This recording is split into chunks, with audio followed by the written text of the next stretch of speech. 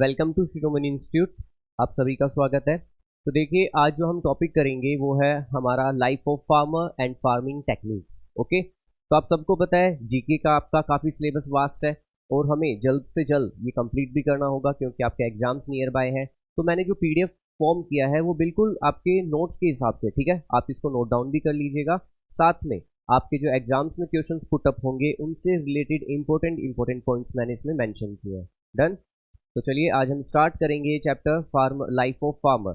तो सबसे पहले मैं आपको ये बताना चाहता हूँ कि इंडिया के अंदर जो फार्मर की लाइफ होती है वो किस टाइप की होती है, आप सबको पता ही थी, है ना। और हमारी काफ़ी सारी पॉपुलेशंस भी किसमें इंगेज है, आपकी फार्मिंग या एग्रीकल्चर के अंदर। आई थिंक आपकी भी फैमिली में काफ़ी सारे ऐसे मेंबर होंगे जो अभी भी एग्रीकल्चर सेक्टर में होंगे, वर्क करते होंगे, राइट। तो देखिए काफ़ी सारा ऐसा सेक्टर होता है कि फार्मिंग मतलब आप ये भी कह सकते हो कि हमारी जो इंडिया की इकोनॉमी है वो बेस्ड है एग्रीकल्चर के ऊपर। अगर हम इंडिपेंडेंस से पहले बात करें, जब हम इंडिपेंडेंट नहीं हुए थे उससे भी पहले एग्रीकल्चर एक इम्पोर्टेंट फैक्टर था और आज भी एक इम्पोर्टेंट सेक्टर है, ठीक है। तो ये हमारा आज का टॉपिक रहेगा। जैसे कि देखिए आप देख सकते हैं, सबसे पहले हमें पढ़ना होगा कि लाइफ ऑफ फार्मर के बारे में, कि जो फार्मर्स की लाइफ होती है वो किस टाइप की होती है, क्या काफ़ी क्रिटिकल होती है, क्या काफ़ी इजी होती है, ये आप सबको पता है, मुझे बताने की जरूरत नहीं, ठीक है। वैसे आपके एग्जाम में से इससे तो इम्पोर्टेंट कोई कोई रिलेटेड क्वेश्चंस नहीं आते, बट फिर भी मैं आपको बता दूंगा, ठीक है, कि क्या क्या हमें पढ़ना है क्या नहीं। इसके बाद हमें करना है एंड फार्मिंग टेक्निक्स। जो भी टेक्निक है फार्मिंग की वो कौन सी होती है, किस टाइप से वो फार्मिंग जो फार्मर होते हैं वो कौन कौन सी टेक्निक्स को अपनाते हैं, एग्रीकल्चर के अंदर क्या क्या पेज आते हैं और क्या नहीं। ओके, तो चलिए करते हैं स्टार्ट। तो देखिए सबसे पहले आपको एक पिक दिखाई दे रही होगी, ठीक है, कि एक फार्मर है जो कि खेत के अंदर, जो कि अपने फील्ड के अंदर क्या कर रहा है, कोई इंसेक्टिसाइड्स स्प्रेड कर रहा है। ओके, आपको पता है, सपोज कीजिए जैसे आप लोग अपने घरों के अंदर जो हम पॉट ग्रो करते हैं, कोई गमला उगाते हैं, तो उनकी हमें कितनी केयर करनी पड़ती है, राइट।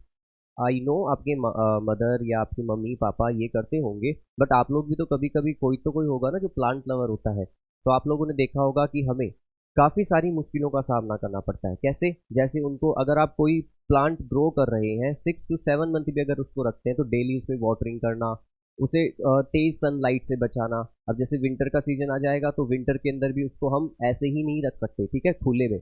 इसके अलावा काफ़ी सारे इंसेक्ट्स का खतरा रहता है, कभी कभी उसमें फर्टिलाइजर्स की कमी हो जाती है। तो सेम ऐसे ही ये तो सोचो आप अपने घर के अंदर कर रहे हो, कैसे? बिल्कुल एक स्मॉल पॉट लेके उसमें आपको इतनी मेहनत करनी पड़ रही है। अब एक बार इमेजिन कीजिए कि जो फार्मर होता है उसके पास तो कितनी बड़ी लैंड होती है, कितना बड़ा फील्ड होता है ना। तो उसको कैसे आखिर मैनेज किया जाए। और आपको ये बात भी पता है कि हमारे इंडिया के जो फार्मर्स हैं वो mostly dependent on the monsoon, right. तो मॉनसून पे डिपेंड रहते हैं। अगर मॉनसून टाइम से आ जाता है तो इट मीन्स गुड, अगर मॉनसून अच्छे से नहीं आता तो फार्मर को काफ़ी ज़्यादा लॉस होता है। और आपको पता है फार्मर के पास इतने तो पैसे होते नहीं है कि काफ़ी सारे वो बोरो कर ले, तो वो लोन लेते हैं, ठीक। इसके अलावा अगर कभी कभी जैसे इस साल की मैं बात करूँ 2023, तो इस साल अगर आपने देखा होगा क्लाइमेट चेंज वजह मान लो या फिर और कुछ हैवी रेनफॉल की वजह से काफ़ी ज़्यादा फ्लड हुआ हुआ कि नहीं। तो फ्लड से क्या होता है, आपका एग्रीकल्चर सेक्टर सारा का सारा डैमेज हो जाता है। अब आप इमेजिन कीजिए एक बार कि जो फार्मर इतनी बड़ी लैंड के ऊपर इतनी मेहनत से पैसे उधार लेकर, लोन लेकर जो ग्रो करता है, हर वो 1 मिनट में ही सबका सब डैमेज हो जाता है, सारी क्रॉप्स हमारी डैमेज हो जाती है ना। तो इससे कितना नुकसान होता होगा। इसके इसीलिए हमारी जो इंडियन गवर्नमेंट है फार्मर्स को लेके काफ़ी सारी स्कीम्स भी चलाती है, ठीक है, ताकि फार्मर्स को क्या मिले, हेल्प मिल जाए। और काफ़ी सारा वर्क भी किया जाता है।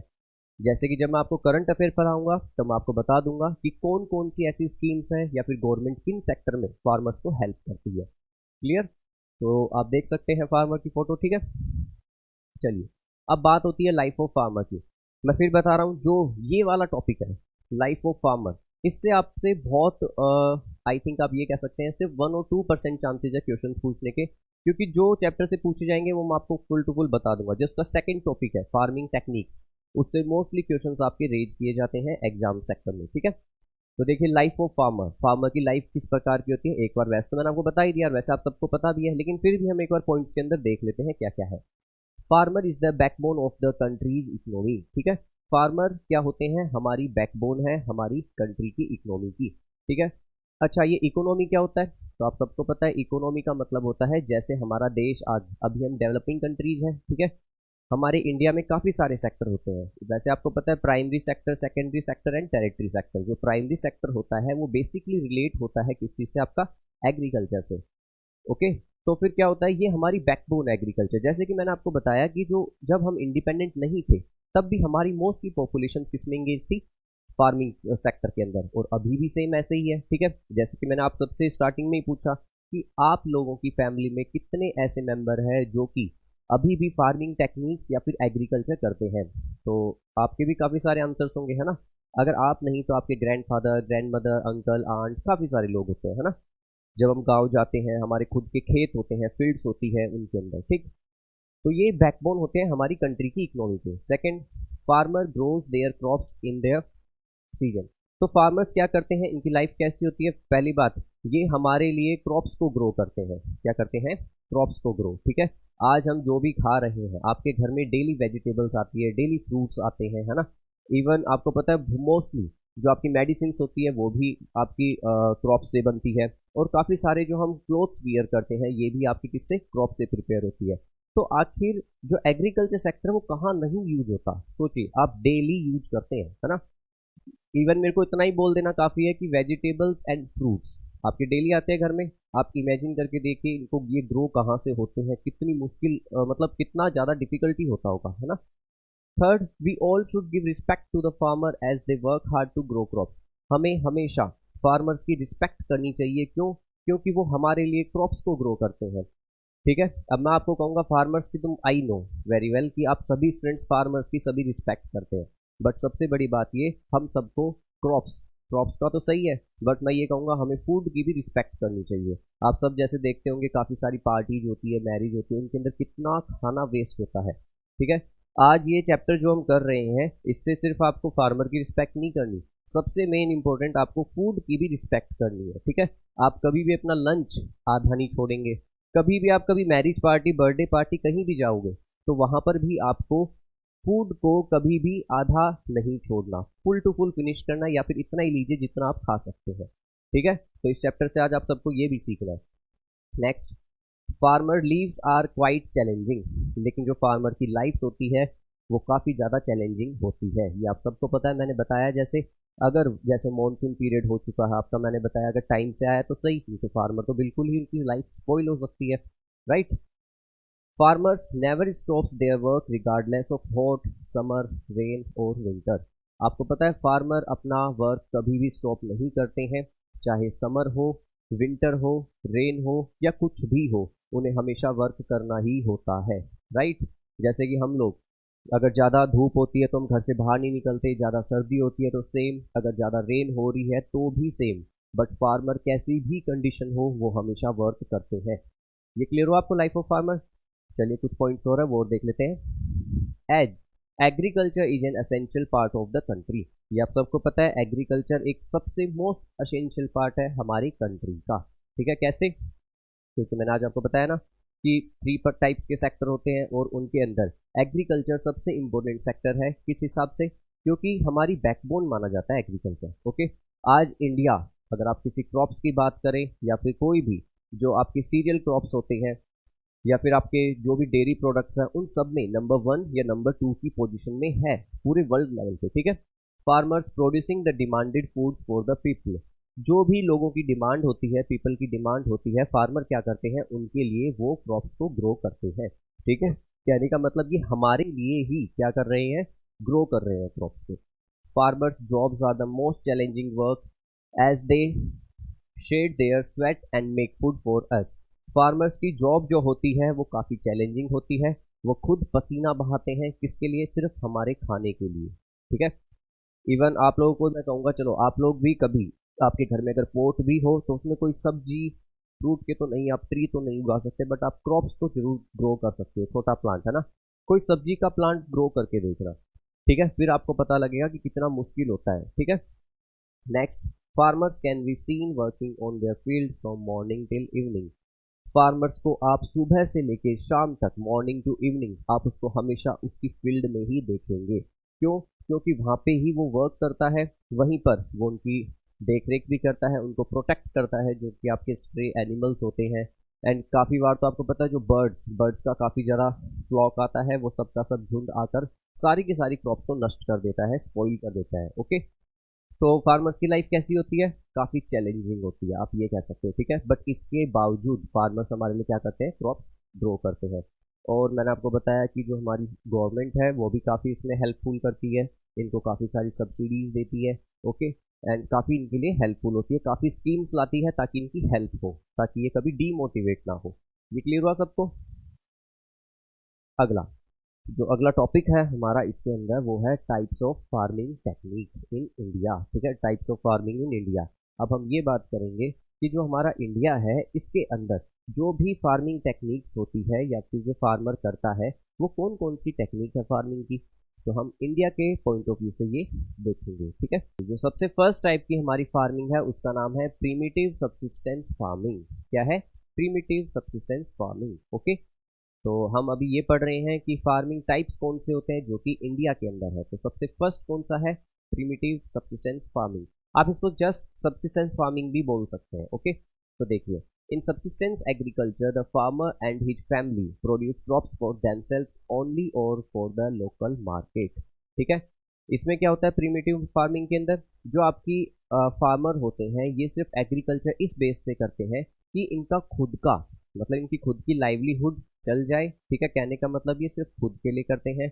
अगर थोड़ा बहुत एक्स्ट्रा हो भी जाता है तो ये क्या करते हैं, जो इनके आसपास में लोकल मार्केट होते हैं इनके अंदर क्या करते हैं, ये सेंड कर देते हैं। ओके, क्लियर हुआ? This type of farming is characterised by small and scattered land holdings and the use of primitive tools. इस टाइप की जो फार्मिंग होती है प्रिमिटिव वाली फार्मिंग, इसमें क्या होता है, इसमें ये जो जिस फील्ड के ऊपर जो ये करते हैं अपनी एग्रीकल्चर, तो ये काफ़ी स्मॉल सेक्टर होते हैं और स्कैटर्ड लैंड होती है। देखिए, कहने का मतलब ये, जैसे सपोज कीजिए एक फार्मर है, उस फार्मर के पास इतनी बड़ी फील्ड है। ठीक है, अब इसके अंदर ये काफ़ी सारी क्रॉप्स ग्रो कर रहा है। ठीक है, भरी इसमें काफ़ी सारी क्रॉप्स ग्रो, अगर ये एक ही जगह पे करेगा तो काफ़ी ज़्यादा प्रोडक्शन होगा।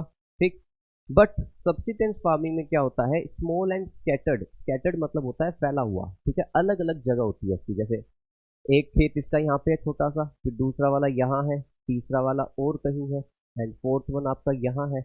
तो अगर फार्मर ऐसे अगर एग्रीकल्चर करते हैं तो क्या होगा, एक तो टाइम ज़्यादा लगेगा, ठीक है, पैसा भी इन्वेस्ट होगा वो अलग है, और जो प्रोडक्शन होगा वो बहुत ही क्या होगा, कम होगा। राइट, तो इससे क्या हो सकता है आपका, बहुत ही कम कम होगा, है ना। तो इसको हम कहते हैं स्कैटर्ड लैंड। स्कैटर्ड लैंड मतलब आपकी ऐसी लैंड जो कि अलग अलग जगह क्या है, बिखरी हुई हो। ठीक है, and small and scattered and holdings and the use of primitive tools. और जो टूल्स यूज करता है फार्मर इसमें बहुत ही बेसिक। ठीक है, उनके पास कोई इतने अच्छे इक्विपमेंट्स या फिर इतने अच्छे टूल्स नहीं होते। क्लियर हुआ? मतलब सब्सिस्टेंस फार्मिंग वो फार्मिंग है जिसमें किसान के पास टूल्स नहीं है, जिसमें किसान के पास एक फिक्स लैंड नहीं है, चेंज होती रहती है, काफ़ी स्मॉल लैंड है। ठीक है, और ये जो ग्रो करता है ये सिर्फ अपने लिए, मतलब ताकि इनका खुद का लाइवलीहुड चल जाए। ठीक है, ना कि मार्केट में बेचे एंड प्रॉफिट अर्न करे। As the farmer are poor, सबसे इंपॉर्टेंट। ठीक है, सब्सिस्टेंस फार्मिंग के अंदर जो फार्मर्स होते हैं वो क्या होते हैं, बहुत ही ज़्यादा पुअर होते हैं। They could not use fertilisers, ये फर्टिलाइजर्स यूज नहीं करते हैं।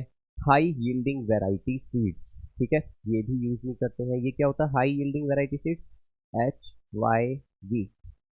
ओके, ये मैं आपको बताऊंगा अब, ये जो चैप्टर, जब इसका चैप्टर का लास्ट टॉपिक है वो है ग्रीन रेवोल्यूशन। ठीक है, ये मैं आपको ग्रीन रेवोल्यूशन में समझाऊंगा कि ये HYV है क्या। बस अभी आप सिर्फ इतना जान लीजिए, ये एक सीड्स की क्वालिटी है। किसकी क्वालिटी है? सीड्स की। Okay, in their field that could increase their productivity. ये अपने फील्ड्स के अंदर ये कुछ भी ऐसी चीज़ें यूज नहीं करते हैं जिनसे इनकी प्रोडक्टिविटी, प्रोडक्टिविटी क्या होता है, बढ़े। ठीक है, जो ज़्यादा से ज़्यादा क्रॉप्स इनकी ग्रो हो। तो कहने का मतलब, वापस से सभी ध्यान से सुनेंगे, सब्सिस्टेंस फार्मिंग एक ऐसी फार्मिंग होती है जिसमें स्कैटर्ड लैंड होती है। ठीक है, स्मॉल लैंड होती है, इनके फार्मर्स काफ़ी पुअर होते हैं, इनके पास कोई अच्छे टूल्स नहीं होते, इक्विपमेंट्स भी नहीं होते। इसके अलावा ये कोई फर्टिलाइजर्स, इंसेक्टिसाइड्स, पेस्टिसाइड्स, अच्छे सीड्स, ये कुछ भी यूज नहीं करते। क्लियर हुआ ये वाला फार्मिंग, प्रीमिटिव? चलिए नेक्स्ट, ये देखिए, ये है प्रिमिटिव सब्सिस्टेंस फार्मिंग। आप देख रहे हैं जैसे आजकल जो अभी हमारी एग्रीकल्चर हो रही है, जो फार्मर अभी एग्रीकल्चर कर रहा है, उसके अंदर हम ट्रैक्टर यूज करते हैं। काफ़ी सारी मशीन्स ऐसी होती है जो कि फील्ड में यूज होती है। कोई मशीन्स ऐसी होती है जो मिट्टी को अच्छे से ग्रोन करती है, कोई क्रॉप्स ऐसी, कई लैंड ऐसी होती है, ठीक है। काफ़ी सारी मशीन्स ऐसी होती है, कोई क्रॉप्स को कट कर रही है, कोई क्रॉप से धान को अलग कर रही है, और कोई मिट्टी को सोन कर रही है, ठीक है। बट आप इसमें देख सकते हैं, ये किसान है, इसके पास दो आपके क्या है, ऑक्स है ना, जिसे आप बैल कहते हो। और ये देखिए इससे, इसे हल कहते हैं ना, ये हल होता है, और इससे ये क्या कर रहा है, मिट्टी की जुताई कर रहा है, मतलब खेत को अच्छे से सोन कर रहा है। ओके, तो ये क्लियर हुआ आपको सबको। तो ये है सब्सिस्टेंस फार्मिंग। अब आप देखिए इसके पास कौन से टूल्स है, कोई भी टूल नहीं है। इसकी मिट्टी, और आप ये भी देख सकते हैं, ठीक है, पानी है, कैसी मिट्टी है। तो कहने का मतलब ये कि इस सब्सिस्टेंस फार्मिंग में न तो इसके पास इलेक्ट्रिसिटी होती है, न ही इनके पास कोई ढंग का, मतलब कोई अच्छे से इरिगेशन फैसिलिटी होती है, न कोई अच्छे बीज है, न कोई इक्विपमेंट्स है, और ना ही कोई ट्रैक्टर या मशीन्स है। क्लियर हुआ ये आपको प्रिमिटिव सब्सिस्टेंस फार्मिंग। चलिए अब हम देखते हैं नेक्स्ट वन, इंटेंसिव फार्मिंग। ठीक है, इंडिया में जो फार्मिंग की टेक्निक होती है नंबर टू पे कौन सी है आपकी, इंटेंसिव फार्मिंग।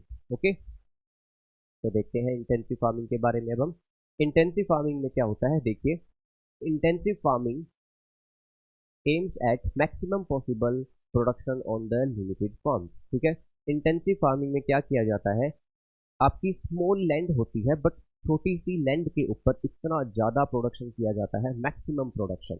ओके, इनका मेन कॉन्सेप्ट ये रहता है कि हमें छोटे से एरिया के ऊपर काफ़ी ज़्यादा मैक्सिमम प्रोडक्शन करना है।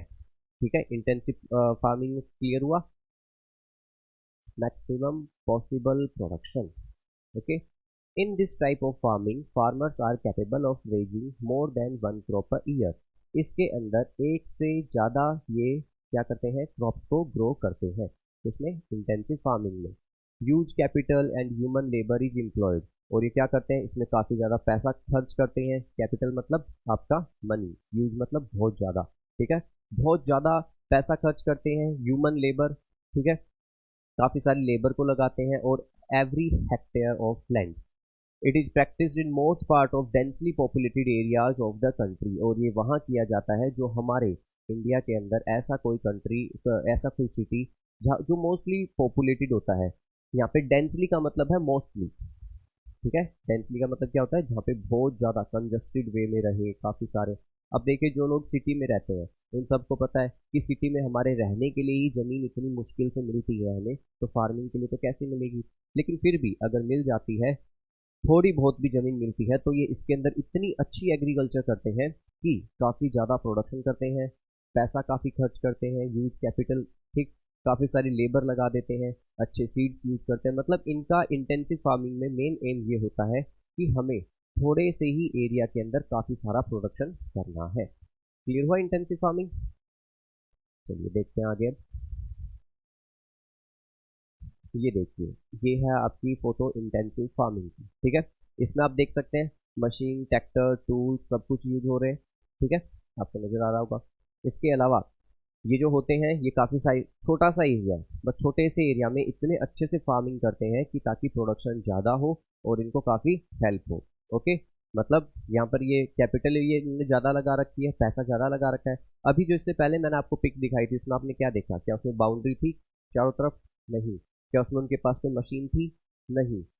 तो उनके पास वही जो हमारे एंशियंट टाइम से जो टूल्स या फिर जो पुराने समय के वो थे, वही चीज़ें थी। बट इसमें आप क्या देख रहे हैं, इसमें आपको पता लग रहा है कि काफ़ी सारे टूल्स है। ठीक है, ये देखिए पाइप भी है यहाँ पे, ठीक है, इरिगेशन फैसिलिटी है, ये देखिए काफ़ी सारे इरिगेशन कैपेबल वो लगे हैं, एक वॉल बनी हुई है, प्रॉपर शेड बने हुए हैं, आपके ट्रैक्टर्स है, काफ़ी सारे टूल्स है ना।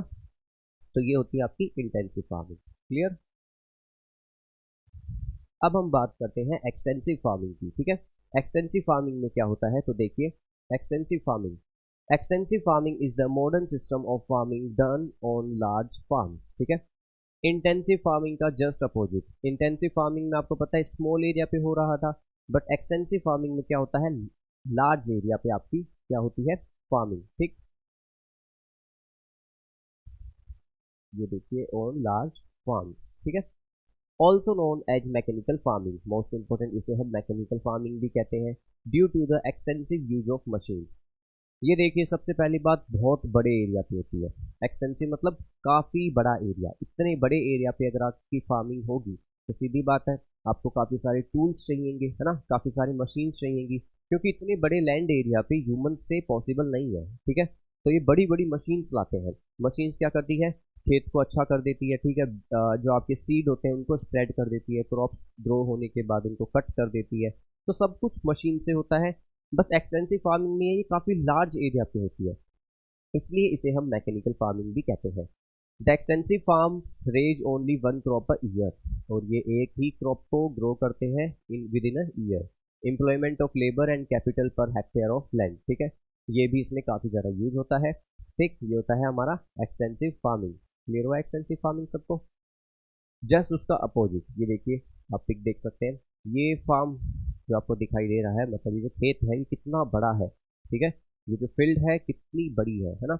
और ये कर क्या रहे हैं, ये मशीन है, ट्रैक्टर है, ट्रैक्टर के पीछे एक कोई इक्विपमेंट्स लगा हुआ है, इसके थ्रू ये इसके अंदर इंसेक्टिसाइड्स को स्प्रेड कर रहे हैं। ठीक है, ये जो आपको वाइट वाइट दिख रहा है ना, ये शायद आपको जो भी वाइट वाइट नजर आ रहा है ये क्या है, इंसेक्टिसाइड।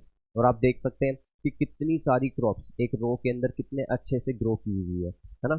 इनके ऊपर ट्रैक्टर चल रहा है, आप सोचेंगे ट्रैक्टर से तो क्रॉप्स डैमेज हो जाएंगी, बट नहीं, इनमें गैप है, ट्रैक्टर के टायर काफ़ी बड़े हैं, तो उन्होंने कुछ ऐसे सिस्टम से बना रखा है कि यहाँ पे ट्रैक्टर आ जा सके। ये देखिए जैसे ये वाली दोनों आपको रो दिखाई दे रही है, ये रो है ना, ये वाली, तो ऐसे।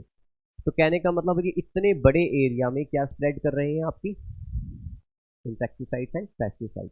ये क्या होता है इंसेक्टिसाइड पेस्टिसाइड, जो हमारी क्रॉप्स होती है इसको काफ़ी ज़्यादा खतरा होता है। ठीक है, किस चीज़ से, कि कभी कोई कीड़ा ना लग जाए, कभी कोई पैरासाइट्स फंगल डिजीज ना हो जाए हमारी क्रॉप्स को, तो इनसे बचाने के लिए हम इसके अंदर एक केमिकल स्प्रेड करते हैं जिसे हम इंसेक्टिसाइड्स और पेस्टिसाइड कहते हैं। डन। चलिए नेक्स्ट जो आता है वो है हमारा प्लांटेशन फार्मिंग। ठीक है, नाम से पता लग रहा होगा प्लांटेशन फार्मिंग आप सबको। तो देखिए प्लांटेशन फार्मिंग में क्या होता है, plantation agriculture is export oriented agriculture, most important यही है आपका। ठीक है, प्लांटेशन फार्मिंग हम इसलिए करते हैं क्योंकि हमें मोस्टली जो क्रॉप जो भी हम ग्रो करेंगे उसको एक्सपोर्ट ओरिएंटेड करेंगे। ठीक है, सपोज कीजिए आपने कोई क्रॉप्स ग्रो की, अब आप उसको एक्सपोर्ट करना चाहते हैं। क्या करना चाहते हैं, एक्सपोर्ट, मतलब हम उसको खुद के पास नहीं रखना चाहते, उसको हम ये चाहते हैं कि उसको एक्सपोर्ट कर दी जाए। Where the focus is more on the marketing ability of the crop, मतलब इसका मेन फोकस होता है मार्केटिंग को लेके। ठीक है, किस चीज़ को लेके, मार्केटिंग को लेके। हम यही चाहते हैं कि इससे हमें ज़्यादा से ज़्यादा मार्केट के अंदर हम इसको सेंड कर सकें, किनको, जो भी हम प्लांटेशन फार्मिंग के अंदर क्रॉप्स को ग्रो करते हैं। Most of the crops grown in plantation agriculture have a life cycle of more than 2 years. ठीक है, इसमें मोस्टली क्रॉप्स इसलिए ग्रो की जाती है, 1 ईयर भी हो सकती है, 2 ईयर भी हो सकती है, बड़े एरिया पे होती है प्लांटेशन फार्मिंग, और इसके अंदर हमारा मेन फोकस यही रहता है ताकि हम प्रॉफिट अर्न कर सकें। ठीक है, इन केरला, कर्नाटका, असम एंड महाराष्ट्र, तो प्लांटेशन फार्मिंग आपकी मोस्टली इन स्टेट्स में होती है। ठीक है, कौन कौन से में, केरला, कर्नाटका, असम एंड महाराष्ट्र। ओके, तो ये होता है हमारा प्लांटेशन फार्मिंग। इसे वैसे हम टेरेस फार्मिंग भी कह सकते हैं, जैसे ये पिक में जो आपको दिख रहा है इसको आप टेरेस फार्मिंग भी बोल सकते हो। टेरेस फार्मिंग स्पेशली आपकी कहाँ होती है, हिली एरियाज के ऊपर। Okay, and plantation farming hilly area पे भी होती है और नॉर्मल लैंड पे भी होती है। तो आपको टेरेस फार्मिंग पता होना चाहिए, हिली एरिया पे कौन सी फार्मिंग होती है, टेरेस फार्मिंग, मतलब लाइक स्टेप वाइज, ऐसे ऐसे। डन। आप में से आई नो काफ़ी सारे students Himachal, Assam, Uttarakhand and hilly area से काफ़ी सारे स्टूडेंट्स हो आप, तो आप सब ने देखा भी होगा जब आप कहीं ट्रैवल करते हैं, जाते हैं, तो आपने देखा होगा माउंटेन जो एरिया होता है उसके साइड में आपकी टेरेस फार्मिंग की जाती है, स्टेप वाली, है ना। तो ये क्लियर हो आपको, स्टेप फार्मिंग जैसे देख सकते हैं। ठीक है, ये वैसे आपके है टी की प्लांटेशन। ठीक है, तो ये प्लांटेशन फार्मिंग होती है, इसमें ओनली वन की आपकी क्या की जाती है, क्रॉप्स को ग्रो किया जाता है, और किस लिए, export oriented, remember it. Okay, export oriented. तो ये देख सकते हैं आप। ठीक है, काफ़ी हिल्स है, एरिया अच्छा है काफ़ी, ठीक है, ग्रीनरी है, एंड ये आपके टेरेस फार्मिंग है या फिर आपकी प्लांटेशन फार्मिंग है। चलिए नेक्स्ट, नेक्स्ट हमारा आता है कमर्शियल फार्मिंग। ठीक है, ये क्या होता है कमर्शियल फार्मिंग, अच्छा, कमर्शियल फार्मिंग के नाम से हमें पता लग रहा है कि ये ट्रेड के पर्पज से होती है। ठीक, आपको पता है ना, जैसे जब आप 10th पास आउट कर लोगे आपके पास 3 ऑप्शन होते हैं कि आप आर्ट्स लेंगे, कॉमर्स लेंगे या फिर साइंस लेंगे। क्योंकि कॉमर्स होता है वो क्या होता है, कॉमर्स मतलब ट्रेड, ठीक है, बिजनेस। एंड कमर्शियल फार्मिंग नाम से पता लग गया आपको, ट्रेड वाली क्रॉप्स या फिर बिजनेस वाली crops. Commercial agriculture is practiced to raise crops on a large scale to exporting them to other countries. इसमें मेन फोकस भी वही होता है जो प्लांटेशन फार्मिंग का था। प्लांटेशन फार्मिंग में तो ये था कि एक्सपोर्ट ओरिएंटेड होती है, ये भी सेम उसी की तरह होता है, बट इसमें हम ज़्यादा प्रॉफिट अर्न करने की सोचते हैं, ठीक है। और इसको हम जो फॉरेन कंट्री होते हैं, अदर कंट्री होते हैं, उनमें भी सेंड करने के लिए सोचते हैं। This type of farming is done mostly in populated areas, ठीक है। ये फर्स्ट पॉइंट है, ये सेकंड है, थर्ड है, फोर्थ है। And this type of farming is done mostly in populated area, और ये फार्मिंग कहाँ होती है, जो पॉपुलेटेड एरिया होते हैं, कमर्शियल फार्मिंग वहीं की जाएगी, okay. It is mainly practised in Gujarat, Punjab, Haryana and Maharashtra, ठीक है। कमर्शियल फार्मिंग आपकी इन स्टेट्स में होती है। एग्जाम्पल्स के लिए हम ले सकते हैं wheat, cotton, sugar cane, corn and etcetera, okay. तो ये हमारी क्रॉप्स होती है जिनको हम ग्रो करना चाहते हैं। किसको, तो वीट होता है, वीट कमर्शियल है, ठीक है। वीट हम हमारे इंडिया के लिए तो ग्रो कर ही रहे हैं, साथ में हम एक्सपोर्ट ओरिएंटेड भी करते हैं ताकि अदर कंट्री में भी सेंड कर सके।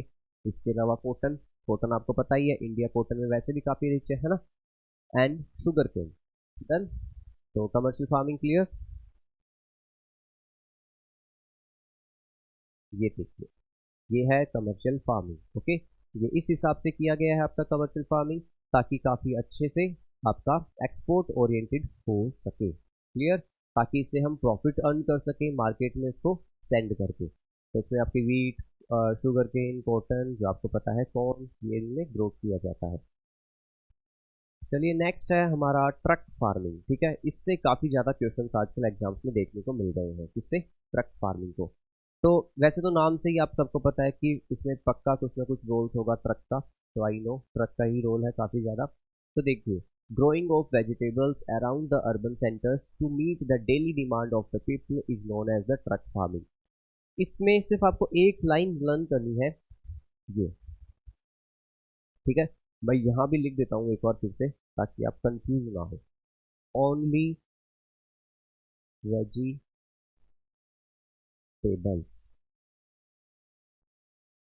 ओके। मैंने स्पेशली लिख दिया, अगर आपको कुछ भी नहीं लिखना तो आप ट्रक फार्मिंग के आगे सिर्फ ये लिख दीजिए, ओनली वेजिटेबल्स। ये इतना ही इम्पोर्टेंट है आपके लिए, आपको ये बात दिमाग में फिट कर लेनी है। ट्रक फार्मिंग अच्छा पहले मैं समझा देता हूँ। देखिए, ट्रक फार्मिंग होती क्या है, हमारे जो नियर बाय जैसे सिटी होता है उसके नियर बाय कोई भी अगर विलेज है, तो वहाँ पर अगर कोई भी वेजिटेबल्स ग्रो हो रही है, तो वो वेजिटेबल्स क्या करते हैं, उनको सेंड करते हैं। कहाँ करते हैं सेंड वेजिटेबल्स को, जो नियर बाय सिटी है उनके अंदर। तो वेजिटेबल्स को सेंड तो करना होता है, क्योंकि वेजिटेबल्स क्या होती है, ऐसी होती है जो मुश्किल से 1 डे या 2 डे ही सर्वाइव कर पाती है, ठीक है। मैं पोटैटो, ऑनियन इनकी बात नहीं कर रहा, आई नो ये तो आपके 1 वीक तक हो सकते हैं, बट जैसे कि आपका कोरिएंडर हो गया, स्पिंच हो गया, मिंट हो गया, ठीक है, जैसे धनिया, पुदीना, पालक, ये कुछ ऐसी वेजिटेबल्स है जो कि 1 डे से 2 डे सर्वाइव ही कर पाती है, इससे ज़्यादा नहीं, इसके बाद ये बिल्कुल ख़राब हो सकती है।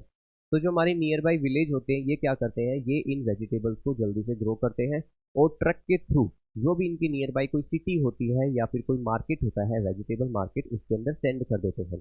बस इसमें मेन ये है, इसको ट्रक फार्मिंग इसलिए कहते हैं क्योंकि ट्रक के थ्रू ही सब कुछ जाता है, और ओनली वेजिटेबल्स, ये आपको सबको रिमेंबर रखना है, ठीक। जैसे मैं दिल्ली में रहता हूँ, ठीक है, तो दिल्ली के अंदर आपको पता है काफ़ी सारी वेजिटेबल्स भी आती है, काफ़ी सारे फ्रूट्स भी आते हैं। तो ये किसके थ्रू आते हैं, ट्रक के थ्रू। जैसे काफ़ी सारे फ्रूट्स ऐसे होते हैं जो कि आपके 1 मंथ तक ईजिली चल सकते हैं, ठीक, लाइक पोमीग्रेनेट हो गया आपका, है ना, एंड देन कोकोनट हो गया। तो काफ़ी सारे फ्रूट्स ऐसे होते हैं जो लंबे समय से भी ट्रैवल करते आएंगे तो आपके ईजिली रोटन नहीं होते, बट जो वेजिटेबल्स होती है वो मोस्टली रोटन हो सकती है। तो इसलिए इसको ट्रक के थ्रू मार्केट में पहुंचाया जाता है, ठीक है, विद इन नाइट्स। तो इसलिए इसको हम क्या कहते हैं, ट्रक फार्मिंग। और आपसे एग्जाम में पूछा जाता है कि ट्रक फार्मिंग के अंदर क्या सेंड किया जाता है, only fruits, only vegetables vegetables and fruits, vegetables, fruits and flowers. तो आप ये कंफ्यूज मत होना, मैं फिर बता रहा हूँ आपको, ये आपको इंपॉर्टेंट याद रखना है, इसमें सिर्फ और सिर्फ ओनली वेजिटेबल्स ही होता है, नॉट फ्रूट। ठीक है, फ्रूट नहीं होते, ओनली वेजिटेबल्स। आप जैसे इसमें देख सकते हैं, ठीक है, पिक में यही दिखा रखा है कि एक ट्रक है और ट्रक ट्रक के ऊपर काफी सारी वेजिटेबल्स रखी हुई है। ठीक है, जो भी यहाँ पे नियर बाय पीपल है वो उसको उतार रहे हैं। तो कि वेजिटेबल्स आपको पता है जल्दी इजीली रोटन हो सकती है, इसलिए इसको सेंड कर दिया जाता है, इसलिए इसको हम क्या कहते हैं, ट्रक फार्मिंग। क्लियर हुआ सबको, ट्रक फार्मिंग। अब जो आपका टॉपिक है वो इसके अंदर टॉपिक का नाम है वो है types of culture in agriculture. ठीक है, कि एग्रीकल्चर के अंदर जो आपके टाइप्स ऑफ कल्चर होते हैं वो कितने टाइप्स के होते हैं। डन।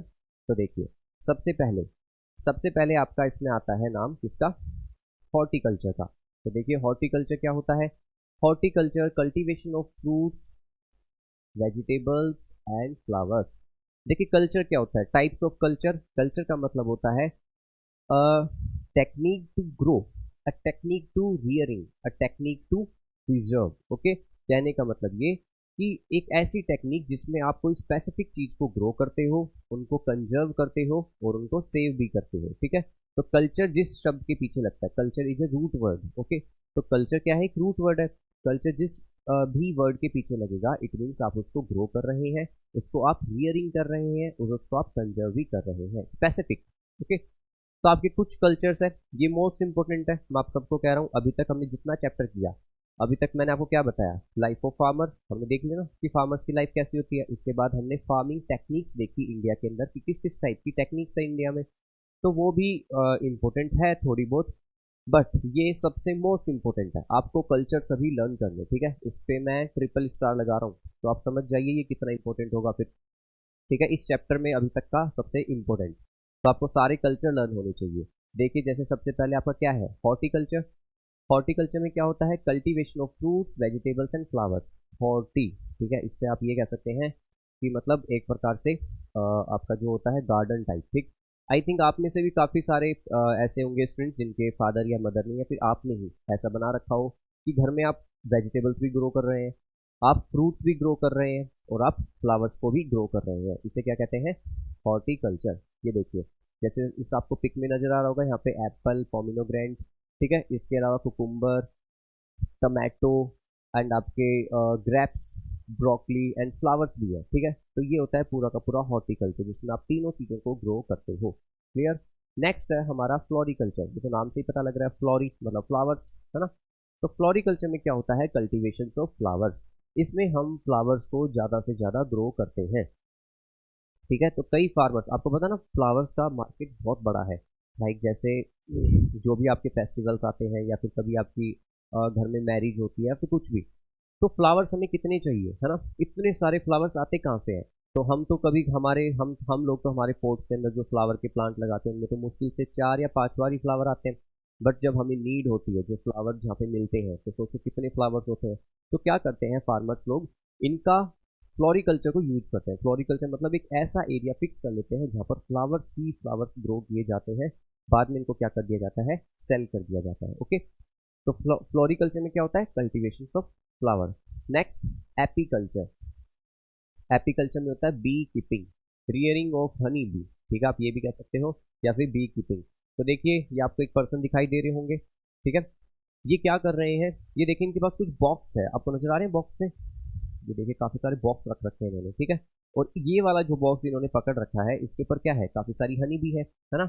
और हनी बी ने क्या कर दिया, यहाँ पे हनी कॉम्ब बना दिया। ठीक, हनी कॉम्ब क्या होता है, आपका मधुमक्खी का छत्ता, है ना। इसके अंदर क्या होता है, आपका हनी होता है। तो ये कुछ ऐसे पर्सन होते हैं जो क्या करते हैं, हनी बी को रियरिंग करते हैं, कीप करते हैं, मतलब हनी बी को रखते हैं। रखने के बाद उनसे काफी सारा हनी प्रोड्यूस करवाते हैं और मार्केट में सेल करते हैं। ठीक, अब जैसे इसके ऊपर जब हनी कॉम्ब बन जाएगा तो हनी बीज को अलग हटाकर यहाँ से क्या लिया जाएगा, हनी। ये क्लियर हो आपको। चलिए नेक्स्ट, एक्वाकल्चर। ये क्या होता है, cultivation of rearing of aquatic plants and animals. ठीक है, एक ऐसी टेक्निक जिसके अंदर हम एक्वेटिक प्लांट्स और एक्वेटिक एनिमल्स को क्या करते हैं, कीप करते हैं। आपको पता है प्लांट सिर्फ लैंड पे नहीं होते हैं, ओशियन, सी, इनके अंदर भी आपके काफ़ी सारे प्लांट्स होते हैं। ठीक है, जो आपके लैंड लेक होती है, पोन्स होते हैं, तो कुछ स्पेसिफिक प्लांट्स को क्या करते हैं, ये कंजर्व करते हैं। कुछ स्पेसिफिक जो आपकी फिश होती है, एक्वेटिक एनिमल्स होते हैं, उनको प्रिजर्व करते हैं। ठीक, तो इसे कहते हैं एक्वाकल्चर। नेक्स्ट वन आपका एवीकल्चर। तो एवीकल्चर क्या होता है, रियरिंग ऑफ बर्ड्स। जो बर्ड्स को क्या करते हैं आपके, पालते हैं। ठीक है, बर्ड्स को रखते हैं, कीप करते हैं। तो आप देख सकते हैं इस पिक में काफी सारे बर्ड्स को उन्होंने रख रखा है। ठीक है, कौन सा बर्ड है ये, हैन, है ना, मुर्गी। तो फिर ऐसा ही ये आपका कल्चर होता है। एक बात और आपके पता है, एग्जाम से सबसे ज्यादा स्टूडेंट्स कंफ्यूज होते हैं एपीकल्चर एंड एवीकल्चर। ठीक, क्योंकि मैंने देखा है मोस्टली स्टूडेंट मार्क कर देते हैं एवीकल्चर को बी में और एपीकल्चर को कर देते हैं बर्ड्स में। तो आपको ये याद रखना है, चाहे आप कोई ट्रिक से याद कीजिए या फिर इसको लर्न कीजिए बार बार, कि एपी, एपी के आगे आएगा बी, हनी बी, एंड एवी के आगे क्या आएगा आपका, बर्ड्स। ओके, चलिए नेक्स्ट। नेक्स्ट है हमारा पिस्की कल्चर। ये पिस्की कल्चर क्या होता है, ये होता है रियरिंग ऑफ फिश। क्या होता है, रियरिंग ऑफ फिश। जैसे आपको पिस्की कल्चर नाम से ही पता लग रहा होगा शायद, है ना, कि पिस्की फिश, फिश। ठीक है, थोड़ा थोड़ा प्रोनाउंसिएशन ऐसे हो रहा है ना आपका, मतलब राइम बन रहा है, फिश फिश। तो इसमें क्या होता है, रियरिंग ऑफ फिश। इसमें फिश को ज़्यादा से ज़्यादा ग्रो किया जाता है, सेव किया जाता है। जैसे देखिए, आप देख सकते हैं ये एक पॉन्ड है, यहाँ पे पानी देखो कितने सारे पॉन्ड्स है, काफ़ी सारे पॉन्ड्स और उनमें काफ़ी सारी फिश है। ठीक, ये फिश को रखते हैं, देन उसके बाद इनको मार्केट में सेल कर देते हैं। नेक्स्ट आपका पोमी कल्चर। ठीक है, पोमी कल्चर क्या होता है, ग्रोइंग ऑफ फ्रूट्स। सिर्फ फ्रूट्स को ग्रो करना इज अ पोमी कल्चर। आपको पता है जो मोस्टली जो आप में से उत्तर प्रदेश, बिहार, ठीक है, एंड हरियाणा इन स्टेट से है, उनको पता होगा, उनके वहाँ काफ़ी बड़े बड़े बाग होते हैं, काफ़ी बड़े बड़े गार्डन्स होते हैं किस चीज़ के, लाइक आपकी गवावा, मैंगो, है ना, लीची एंड बनाना एंड और सो मोर ऑन फ्रूट। तो पॉमी कल्चर के अंदर क्या होता है, स्पेशली आप फ्रूट्स को ही ग्रो करते हैं। ठीक है, एक लैंड एरिया होता है काफ़ी बड़ा, इसमें आप क्रॉप्स ग्रो नहीं करते, इसमें आप काफ़ी सारे पेड़ लगाते हो, जो भी आपके फ्रूट्स को आपको चाहिए होते हैं। ठीक, नेक्स्ट है हमारा सेरीकल्चर। सेरीकल्चर में होता है ब्रीडिंग ऑफ सिल्क वॉर्म्स। ठीक है, सिल्क वॉर्म्स मतलब आपके जो कीड़े होते हैं, कौन से कीड़े, जैसे भी विंटर सीजन आने वाला है, तो विंटर सीजन के अंदर हम लोग कॉलीफ्लावर, कैबेज, पी यूज करते हैं। तो कभी कभार क्या होता है, उनके अंदर एक कीड़ा निकलता है जो कि बहुत क्यूट सा होता है, छोटा सा, है ना, इसे हम क्या कहते हैं, कैटरपिलर। तो कैटरपिलर आप सबने देखा होगा शायद, है ना, जो मैं बात कर रहा हूँ आपकी cabbage and cauliflower and P, मटर की। तो उनके अंदर निकलते हैं ये कीड़े क्यूट वाले। तो ये कीड़े क्या होते हैं, इनको जो फार्मर होते हैं, इनको क्या करते हैं, इनको ग्रो करते हैं, सेव करते हैं, कंजर्व करते हैं। इनको एक जगह रखते हैं, इनको डेली पत्ते देते हैं खाने के लिए। ठीक है, मलबेरी के लीव्स दे दी जाती है इनको। देन आप सबको पता है जो बटरफ्लाई होती है, बटरफ्लाई का जो प्रोडक्शन होता है उसका क्या स्टेज होता है, उसका 3 स्टेज होता है। बटरफ्लाई की कितनी स्टेज होती है, 3। पहले वो कैटरपिलर होता है, उसके बाद ककून बन जाता है, ककून मतलब एक बिल्कुल लाइक एग की, एग स्ट्रक्चर लाइक। उसके बाद ककून के बाद थोड़े दिनों बाद उसमें से ककून टीयर होता है और उसमें से एक बहुत ही ब्यूटीफुल सी बटरफ्लाई निकलती है ना। तो ये बटरफ्लाई की स्टेज होती है। ठीक, कि बटरफ्लाई कैसे बनती है। बट हमने क्या किया, जो बटरफ्लाई की फर्स्ट स्टेज है कैटरपिलर, कैटरपिलर के बाद जो सेकंड स्टेज है ककून, ककून बनने के बाद उसको फार्मर्स क्या करते हैं, लेते हैं और उसको किसमें, गरम गरम जो आपका बॉइलिंग वाटर होता है उसके अंदर थ्रो कर देते हैं। बॉइलिंग वाटर में थ्रो करने के बाद जो कैटरपिलर होता है वो क्या हो जाता है, डेड हो जाता है, वो मर जाता है। ठीक है, उसको निकाल के जो उसका ऊपर सिल्क होता है उसको हम फिर वियर करते हैं। आपको पता है सिल्क की साड़ी, ठीक है, सिल्क का कपड़ा कितना फेमस है, और फेमस आप सबको पता है बनारसी साड़ी जिसे आप कहते हो ना, कि जो उत्तर प्रदेश में बनारस है, वाराणसी है, वहाँ की साड़ी काफ़ी फेमस है, जिसे हम सिल्क की साड़ी भी कहते हैं। तो ये सिल्क कैसे बनता है, ब्रीडिंग ऑफ सिल्क फॉर्म्स। ये देख सकते हैं आप, देखो यही कह रहा हूँ मैं, क्यूट वाले कीड़े। ठीक है, कितने सारे हैं। और ये जो लीव्स खाते हैं, ये पता है एक टाइम बहुत इन लार्ज साइज जाते हैं, ये इतने बड़े हो जाते हैं फिर। ठीक है, लार्ज साइज होने के बाद इनकी जो सेकंड स्टेज होती है वो कौन सी होती है, ककून। क्लियर है आपको। तो सेरीकल्चर क्या होता है, breeding of silk worms. Next है हमारा वीटी कल्चर। ठीक, आई थिंक आपको शायद क्लियर ना हो, बट मैं यहाँ लिख देता हूँ, VITI, वीटी कल्चर। ओके, तो वीटी कल्चर में क्या होता है, कल्टीवेशन ऑफ ग्रेप्स। ठीक है, कल्टीवेशन ऑफ ग्रेप्स मतलब इसके अंदर ग्रेप्स को ज़्यादा से ज़्यादा ग्रो किया जाता है, जहाँ पर ग्रेप्स ज़्यादा से ज़्यादा ग्रो होते हैं उसे हम क्या कहते हैं, वीटी कल्चर। क्लियर हो गया, पिक में आप सबको नजर आ रहा होगा। अच्छा, एक और रह गया जो यहाँ पे मेंशन नहीं है, तो मैं लिख देता हूँ, वो है वर्मी कल्चर। ठीक है, वर्मी कल्चर।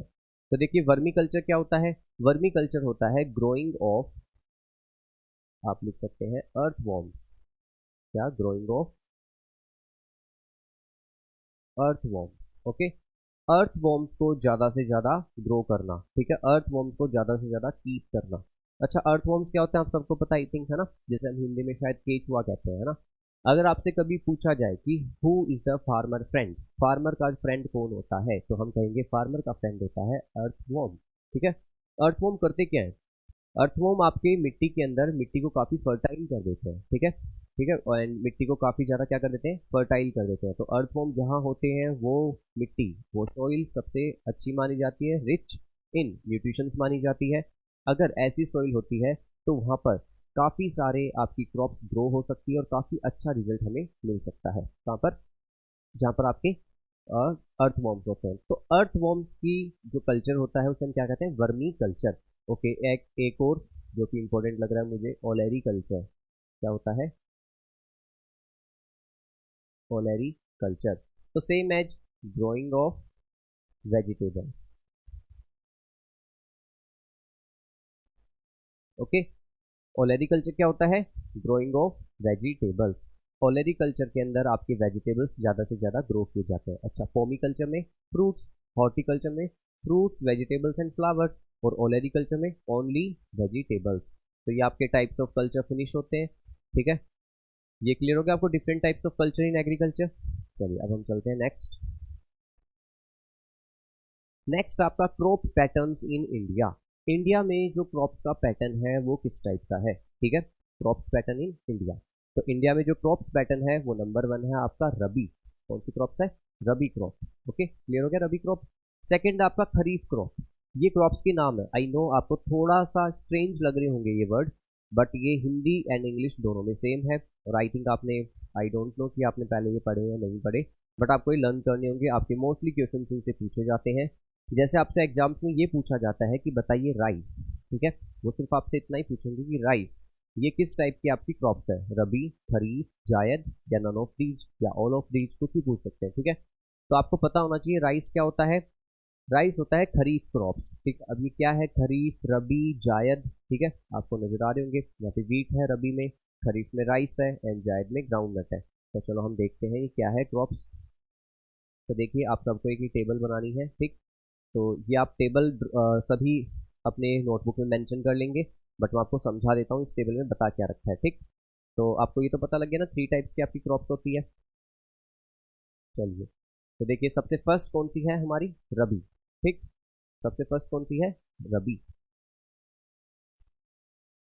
रबी टाइम पीरियड, तो इनका टाइम पीरियड दे रखा है सोन, मतलब रबी को कब ग्रो किया जाता है आपका, अक्टूबर से दिसंबर, अक्टूबर से लेकर दिसंबर तक हम जो रबी क्रॉप्स होती है इनको ग्रो करते हैं, इनको सोन कर देते हैं, मतलब इनको बो देते हैं, स्टार्ट कर देते हैं इनको उगाना। उसके बाद harvested in April and June, okay, इनको हार्वेस्ट कब किया जाता है, मतलब इनको कट कब किया जाता है आपका, March to April, not a June, April to March, ठीक है, मार्च से अप्रैल में इनको कट कर लिया जाता है। इनके अंदर क्रॉप्स में क्या आते हैं आपके, वीट, ठीक है, गेहूं आते हैं, बारले आते हैं, पीज, ग्राम एंड मस्टर्ड। ये आपकी वो क्रॉप्स है जो कौन सी है, रबी क्रॉप्स। तो ये आपको लर्न करनी है, या तो आप रबी क्रॉप्स लर्न कर लीजिए या फिर आप खरीफ लर्न कर लीजिए, क्योंकि ये काफ़ी इजी हो जाता है। क्योंकि जायद तो देखो मैं आपको समझा ही दूंगा, काफ़ी इतनी इंपॉर्टेंट नहीं होती, नहीं पूछते एग्जाम से, बट रबी और खरीफ में पूछते हैं। तो आप एक काम कर सकते हैं कि आप सिर्फ रबी लर्न कर सकते हैं। अगर आप रबी लर्न कर लेंगे तो क्या होगा, खरीफ आपको ऑटोमेटिक लर्न हो जाएगी, ठीक है, जो क्रॉप्स बच गई वो खरीफ। जायद में मैं आपको ट्रिक बता दूंगा। तो रबी क्रॉप्स क्या है, रबी क्रॉप्स को बस आपको इतना याद रखना है कि अक्टूबर दिसंबर के अंदर सोन किया जाता है, मार्च और अप्रैल में क्या कर लिया जाता है, इनको कट कर लिया जाता है या इनका हार्वेस्टिंग कर ली जाती है, ठीक। और इसमें आपके नाम आते हैं वीट, बैरले, पीज, ग्राम, मस्टर्ड एटसेट्रा। बात की जाएगा स्टेट्स की, तो स्टेट्स इतना इंपॉर्टेंट नहीं है, बट फिर भी मैंने मेंशन कर दिए हैं कि ये कहाँ होते हैं, मोस्टली आपके Punjab, Haryana, Himachal Pradesh, Jammu and Kashmir, Uttarakhand and Uttar Pradesh, okay. Second types crop, जो सेकेंड क्रॉप है वो है हमारी खरीफ। खरीफ क्या होती है, ये हम जून जुलाई के अंदर इनको सोन करते हैं, मतलब जून और जुलाई के अंदर ग्रो कर देते हैं। हार्वेस्ट कब की जाती है इनको, सितंबर से अक्टूबर, ठीक है, कब करते हैं इनको हार्वेस्ट, कट कब कर लिया जाता है, सितंबर टू अक्टूबर। राइस, ठीक है, चावल, मेज, मक्का, ज्वार, बाजरा, तूर, ये तूर क्या है, तूर एक पल्स है, ठीक है, एक दाल का प्रकार है। मूंग, ये भी एक दाल है। उड़द, cotton, jute, groundnut, soybean etcetera. तो आप देख रहे हैं मोस्टली जो पल्सिस वाली क्रॉप्स है वो आपकी खरीफ है, ठीक, ये आपको लर्न करना है। मैं फिर बता रहा हूँ, रबी, खरीफ एंड जायद में आपको सिर्फ यही लर्न करने हैं क्रॉप्स। आपसे एग्जाम्पल में यही पूछा जाता है कि ये कौन सी क्रॉप्स, कौन सा पैटर्न है, ठीक। ये मोस्टली आपके Assam, West Bengal, coastal regions of Orissa, Andhra Pradesh, Telangana, Tamil Nadu, Kerala and Maharashtra में ग्रो की जाती है। लास्ट है जायद, ठीक है, ये जायद क्या होती है, सोन एंड हार्वेस्टेड मार्च टू जुलाई, ठीक है। जो रबी और खरीफ के बीच का टाइम पीरियड होता है, इन्हीं के अंदर इनको ग्रो भी कर लिया जाता है और इनको कट भी कर लिया जाता है। इसमें आपके मोस्टली वो होते हैं जैसे सीजनल फ्रूट हो गए, ठीक है, वेजिटेबल्स होगी, फॉडर क्रॉप्स होगी। फॉडर क्रॉप्स होती है चारे वाली फसलें। कौन सी फसलें, फॉडर क्रॉप्स उसे कहते हैं जो कि आपके जानवर खाते हैं, ठीक है। लाइक मतलब एनिमल्स को भी तो चाहिए होता है ना फूड, तो एनिमल्स का फूड क्या होता है, फॉडर। फॉडर मतलब चारा, ओके, तो वो वाली होती है। इसमें मोस्टली आप जायद में अगर डालना चाहो तो आप डाल सकते हैं वाटरमेलन, मस्क मेलन, कुकुम्बर, ठीक है, तरबूज, खरबूज एंड आपका खीरा, ककड़ी एटसेट्रा, ओके, ये आपकी जायद क्रॉप्स होती है। Most of the northern and northern western states, ये आपके इंडिया के नॉर्थ या फिर नॉर्थ वेस्ट स्टेट्स के अंदर क्या होती है, ग्रो की जाती है, सोन की जाती है। तो ये आपको क्लियर, रबी, खरीफ एंड जायद। तो आपको रबी और खरीफ तो 100% लर्न रखनी है, जायद वैसे ही लर्न हो जाएगी। जायद क्या है, जो भी आपके सीजनल वेजिटेबल्स या सीजनल फ्रूट्स होते हैं इन्हें जायद कहते हैं, बस दैट्स इट। बट ये आपका इंपॉर्टेंट है, इनका टाइम पीरियड और इनके क्रॉप्स के नेम। क्लियर हुआ सबको ये? चलिए इस टॉपिक का लास्ट टॉपिक रह गया है, ठीक है, जिसका नाम है green revolution of to India, ठीक है, ग्रीन रेवोल्यूशन इन इंडिया। क्या होता है रेवोल्यूशन, ठीक है, तो रेवोल्यूशन का मतलब होता है कोई ऐसा प्रोसेस जो बिल्कुल हमारे सोसाइटी को, हमारी इकोनॉमी को, हमारी पैटर्न को चेंज कर दे, जिसे हम रेवोल्यूशन कहते हैं। आपको पता है इंडिया में एक मिल्क रेवोल्यूशन भी आया था, ठीक है, जिसे हम वाइट रेवोल्यूशन कहते हैं, ठीक। ये काफ़ी सारे रेवोल्यूशन के वो होते हैं आपके अलग अलग नेम, जो मैं आपको कभी जो एक टॉपिक रह रहा है उसके अंदर मैं आपको कंप्लीट करवाऊंगा। तो जैसे कि अभी आपको सिर्फ मैं इतना ही बता देता हूँ कि वाइट रेवोल्यूशन, तो वाइट रेवोल्यूशन का मतलब था मिल्क का फ्लड हो गया। फ्लड मतलब मिल्क, दूध की बाढ़ सी आ गई, मतलब इंडिया के अंदर इतना ज़्यादा मिल्क प्रोडक्शन हुआ कि इसको हमने क्या नाम दिया, वाइट रेवोल्यूशन, ठीक। और वाइट रेवोल्यूशन में सबसे इंपॉर्टेंट जो रोल है वो है अमूल। कौन है, अमूल। अमूल पता ना आप सबको, अमूल दूध पीता है इंडिया, वही अमूल है ना। तो फिर वाइट रेवोल्यूशन जब आया तो कहते हैं कि दूध की क्रांति आ गई, मतलब दूध, मिल्क का प्रोडक्शन इतना ज़्यादा हुआ। और आपको ये भी पता होना चाहिए आज पूरे इंडिया में मिल्क प्रोडक्शन में, पूरे वर्ल्ड के अंदर मिल्क प्रोडक्शन में इंडिया नंबर 1 है, ठीक है, क्योंकि मिल्क से रिलेटेड काफ़ी जो प्रोडक्ट होते हैं वो कंज्यूम करते हैं, आप सब भी करते हैं, है ना। लाइक आपका कर्ड हो गया, पनीर हो गया, ठीक है, घी, बटर, मिल्क एटसेट्रा। तो ये ग्रीन रेवोल्यूशन क्या था, इंडिया के अंदर कुछ ऐसा आया कि क्या हुआ, सब कुछ चेंज कर दिया उन्होंने, ठीक। मैं आपको बताता हूँ 1964 की बात। 1964 के अंदर क्या हुआ, जो हमारे इंडिया के फर्स्ट प्राइम मिनिस्टर थे जवाहरलाल नेहरू, उनकी डेथ होती है 64 में, क्योंकि पता है जवाहरलाल नेहरू को थ्रोट कैंसर था, ठीक है, थ्रोट मतलब गला, गले के अंदर कैंसर था, उनकी डेथ हो जाती है। उसके बाद इंडिया के सामने एक बिग प्रॉब्लम क्रिएट हो गई कि आखिर नेक्स्ट पीएम बनाए किसे, तो हमने बनाया लाल बहादुर शास्त्री को। किसको बनाया, लाल बहादुर शास्त्री। ये भी 2 ईयर तक रहे, बट इन्होंने काफ़ी अच्छा काम किया। क्या काम किया, तो देखिए जब लाल बहादुर शास्त्री हमारे पीएम बने थे तब इंडिया 2 प्रॉब्लम को फेस कर रहा था, ठीक है। फर्स्ट प्रॉब्लम ये थी कि हमारे ऊपर चाइना ने अटैक किया था, ठीक है, तो हमारी आर्मी, जो हमारी सोल्जर्स है, उनको काफ़ी ज़्यादा मतलब मेहनत करनी पड़ रही थी, क्योंकि उस समय हमारे पास इतने अच्छे इक्विपमेंट्स, इतने अच्छे वेपन्स नहीं थे कि हम चाइना से लड़ सके, ठीक है। मैं 65 की बात कर रहा हूँ। देन उसके बाद क्या होता है, सेकंड आपका इंडिया के अंदर क्रॉप्स की कमी हो गई थी, मतलब हमारा एग्रीकल्चर सेक्टर इतना बुरा था, आप ये कह सकते हैं। जो मैं आपको फर्स्ट फार्मिंग टेक्निक पढ़ाई, प्रीमिटिव सब्सिस्टेंस फार्मिंग, वो था। हमारे पास न तो अच्छे इक्विपमेंट्स, न अच्छे सीड्स, फर्टिलाइजर्स भी नहीं थे, ठीक है, कोई भी मशीन्स नहीं थी, तो मतलब हमारे इंडिया को लेके फार्मर्स की कंडीशन बहुत ही गंदी थी, ओके। तो इससे क्या हुआ, इससे हमारे इंडिया के अंदर काफ़ी ज़्यादा प्रोडक्शन की कमी हुई, क्रॉप्स की कमी हुई, और जो भी हम ये सीरियल्स वाली क्रॉप्स खाते हैं इनमें काफ़ी ज़्यादा दिक्कत हुई, ठीक। तो मतलब इंडिया एक प्रकार से फेमाइन का सामना कर रहा था। फेमाइन क्या होता है, अकाल, है ना, मतलब इंडिया में जो क्रॉप्स थी उनकी कमी हो गई, हमें खाने को ही नहीं मिल रहा, ऊपर से हम पे अटैक हो रहा, तो फिर लाल बहादुर शास्त्री एक ऐसे प्राइम मिनिस्टर थे जो कि काफ़ी मतलब अच्छे माने जाते हैं, ठीक है, इन टर्म्स ऑफ आपके एथनिक्स, ठीक है, मॉरलिटी के अंदर। उन्होंने उपवास रखना स्टार्ट किया, उपवास मतलब फास्ट, ठीक है, जिसे आप वर्त भी कहते हो। उन्होंने कहा कि हमारी आर्मी को सबसे ज़्यादा जरूरत है अभी किस चीज़ की, क्रॉप्स की, खाने की, क्योंकि अगर वो अच्छे से खाएंगे, अगर उनको फूड मिलेगा तो क्या होगा, वो अच्छे से लड़ाई भी कर पाएंगे, ठीक है, क्या पता इंडिया को भी विन करा दे।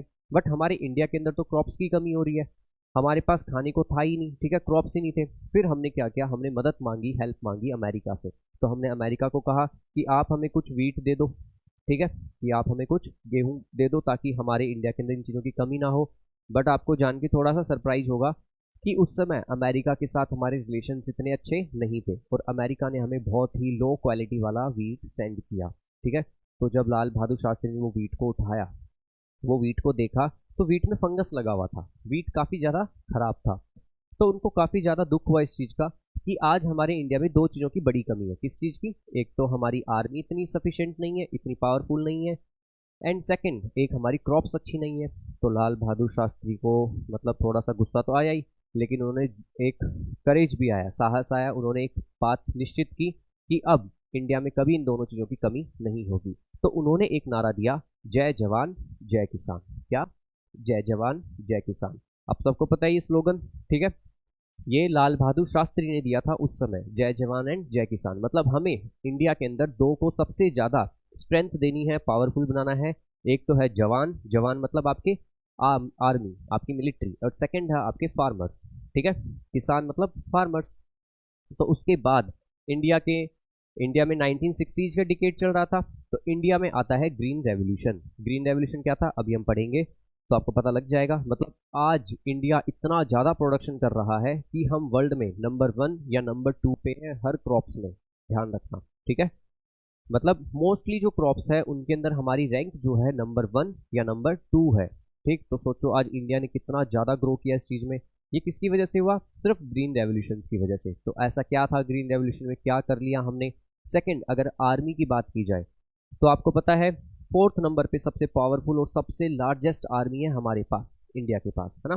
तो इंडिया की आर्मी वैसे भी आपको पता है काफ़ी ज़्यादा अच्छी मानी जाती है। और आप लोग भी आई थिंक सभी आर्मी पब्लिक स्कूल्स की, जैसे आर्मी पब्लिक स्कूल होता है, सैनिक स्कूल होते हैं, मिलिट्री स्कूल्स होते हैं, इन्हीं की प्रिपरेशन कर रहे हैं। तो देखिए आर्मी आज सबसे इंपॉर्टेंट है और हम सब इंडिया के अंदर इन दोनों की तो रिस्पेक्ट हमेशा ही और हरदम करते हैं, किनकी, फार्मर्स की एंड आर्मी की। तो लाल बहादुर शास्त्री का समझ में आया सबको, क्या कहानी थी, कैसे आया ग्रीन रेवोल्यूशन और हमें क्या क्या प्रॉब्लम फेस करनी पड़ी। तो अब हम ये देखते हैं ग्रीन रेवोल्यूशन था क्या। तो ग्रीन रेवोल्यूशन आपको अगर ईयर पूछे तो ईयर तो इसका फिक्स नहीं है, बट आप ये कह सकते हैं कि हाँ ये 1960s के डिकेड में आया था। कब आया, 1960s के डिकेड में, ठीक है। तो देखिए मैकेनिकल हाई यील्डिंग वेराइटीज, इसमें सबसे मोस्ट इंपॉर्टेंट आपको ये पता होना चाहिए HYV, ये स्टार्टिंग में भी आया था, मैंने आपको समझाया नहीं, अब बता देता हूँ। High yielding variety of seeds, ऐसे सीड्स जो कि थोड़े ही एरिया पे अगर ग्रो किए जाएं तो ये काफ़ी ज़्यादा प्रोडक्शन देते हैं, ठीक है। मतलब एक गुड क्वालिटी सीड्स कह सकते हो आप। आपने देखा होगा कभी कभी, अगर आप लोगों ने कभी कोई सीड ग्रो किया होगा तो मुश्किल से अगर हम 10 सीड डालते हैं तो उनमें से 2 या 3 ही प्लांट ग्रो होते हैं, बाकी सीड्स क्या होते हैं, वो डैमेज हो जाते हैं, ठीक है, उनमें फंगस लग जाता है या फिर और किसी रीजन से वो खराब हो जाते हैं। बट जो HYV सीड्स होते हैं ये एक एक सीड, मतलब अगर आपने 10 सीड डाले हैं तो 10 के 10 सीड ही ग्रो होंगे, क्रॉप्स ग्रो होंगी, ठीक है। इन्हें क्या कहते हैं हम, HYV seeds. Mechanisation of agriculture, तो ग्रीन रेवोल्यूशन में क्या हुआ, सबसे पहली चीज हमारे जो फार्मर्स थे वो कैसे सीड यूज कर रहे थे, बहुत ही आउटडेटेड, ठीक है। लेकिन अब कैसे होने लगे, हमारे बहुत ही high yielding variety seed. Second, mechanisation of agriculture, हमने एग्रीकल्चर का मैकेनाइजेशन कर दिया, मतलब अब हमने एग्रीकल्चर में मशीन्स यूज करना स्टार्ट कर दिया। जैसे मैंने आपको प्रीमिटिव सब्सिस्टेंस फार्मिंग दिखाया था, उसमें किसान क्या यूज कर रहा था, हल, ठीक है, और ऑक्स थे। अब हमने काफ़ी सारी मशीन्स यूज कर दी, ट्रैक्टर्स और काफ़ी सारे इक्विपमेंट्स ऐसे यूज करना स्टार्ट कर दिया।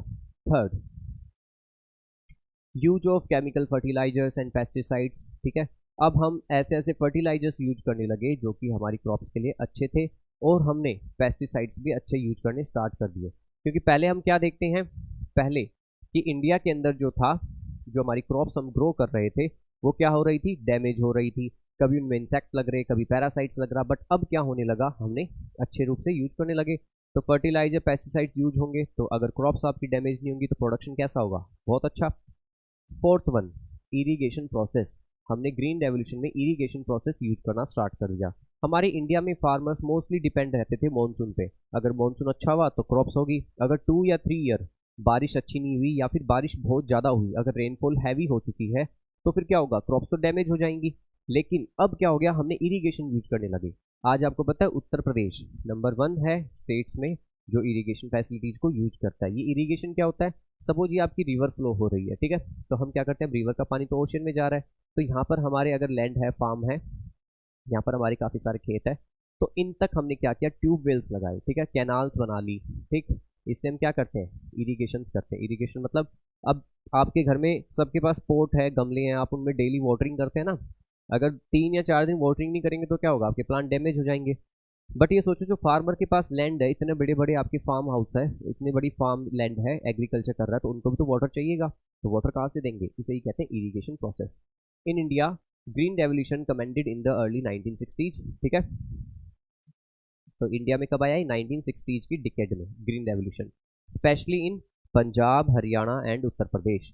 और ये कहाँ कहाँ फैला आपका, पंजाब, हरियाणा एंड उत्तर प्रदेश। आज भी आप देख सकते हैं ये तीनों ही स्टेट एग्रीकल्चर में काफ़ी टॉप पे रहते हैं, ठीक है, काफ़ी अच्छा इनका रिस्पॉन्स है, ठीक। आगे, the father of Indian green revolution renowned agriculture scientist doctor MS Swaminathan.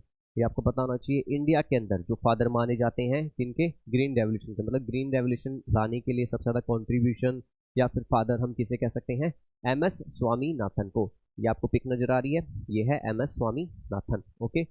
अगर आपसे बात की जाए कि वर्ल्ड के अंदर ये ग्रीन रेवोल्यूशन लाया कौन था, क्यों, मतलब ये किसी का तो कॉन्सेप्ट रहा होगा ना, इंडिया ने तो मतलब किसी से देखा सीखा, देन उसको इंडिया में इम्प्लाई किया एंड इम्प्लीमेंट जब किया तो काफ़ी अच्छा रिजल्ट आया। तो सेम ऐसे ही अगर वर्ल्ड लेवल की बात की जाए तो उनका नाम है नॉर्मन बोरलॉग, जो मैंने हाईलाइट कर रखा है, ठीक है। ये दोनों नाम आपको अच्छे से लर्न होने चाहिए कि इंडिया में फादर कौन था ग्रीन रेवोल्यूशन का और वर्ल्ड में कौन था। Norman Borlaug is known as the father of green revolution in the world, ठीक। ये आप इनकी पिक देख सकते हैं, ये है नॉर्मन बोरलॉग। तो क्लियर, तो ये चैप्टर हमारा कंप्लीट होता है, life of farmer and farming techniques in India, ठीक। जब भी आपकी मैराथन क्लासेस या फिर टेस्ट होंगे तो इससे रिलेटेड आपके MCQ क्वेश्चंस प्रिपेयर कर दिए जाएंगे और आप सभी इस चैप्टर को अच्छे से समझेंगे, ठीक है, लर्न करेंगे, क्योंकि ये चैप्टर काफ़ी इंपॉर्टेंट है। चलिए, थैंक यू सो मच।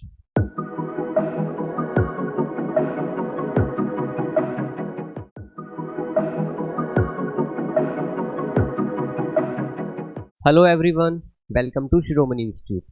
तो आज जिस हम टॉपिक के ऊपर डिस्कशन करेंगे उस टॉपिक का नाम है हमारा traditional water harvesting techniques, okay. तो सबसे पहले मैं आपसे ये पूछना चाहता हूँ कि आप सबको ये तो पक्का पता है कि वाटर हार्वेस्टिंग होता क्या है ना, कि वाटर को जब हम कलेक्ट करते हैं, जो रेन वाटर होता है, आप सबको पता है जो रेन वाटर होता है वो काफ़ी ज़्यादा ऐसे ही वेस्ट हो जाता है ना।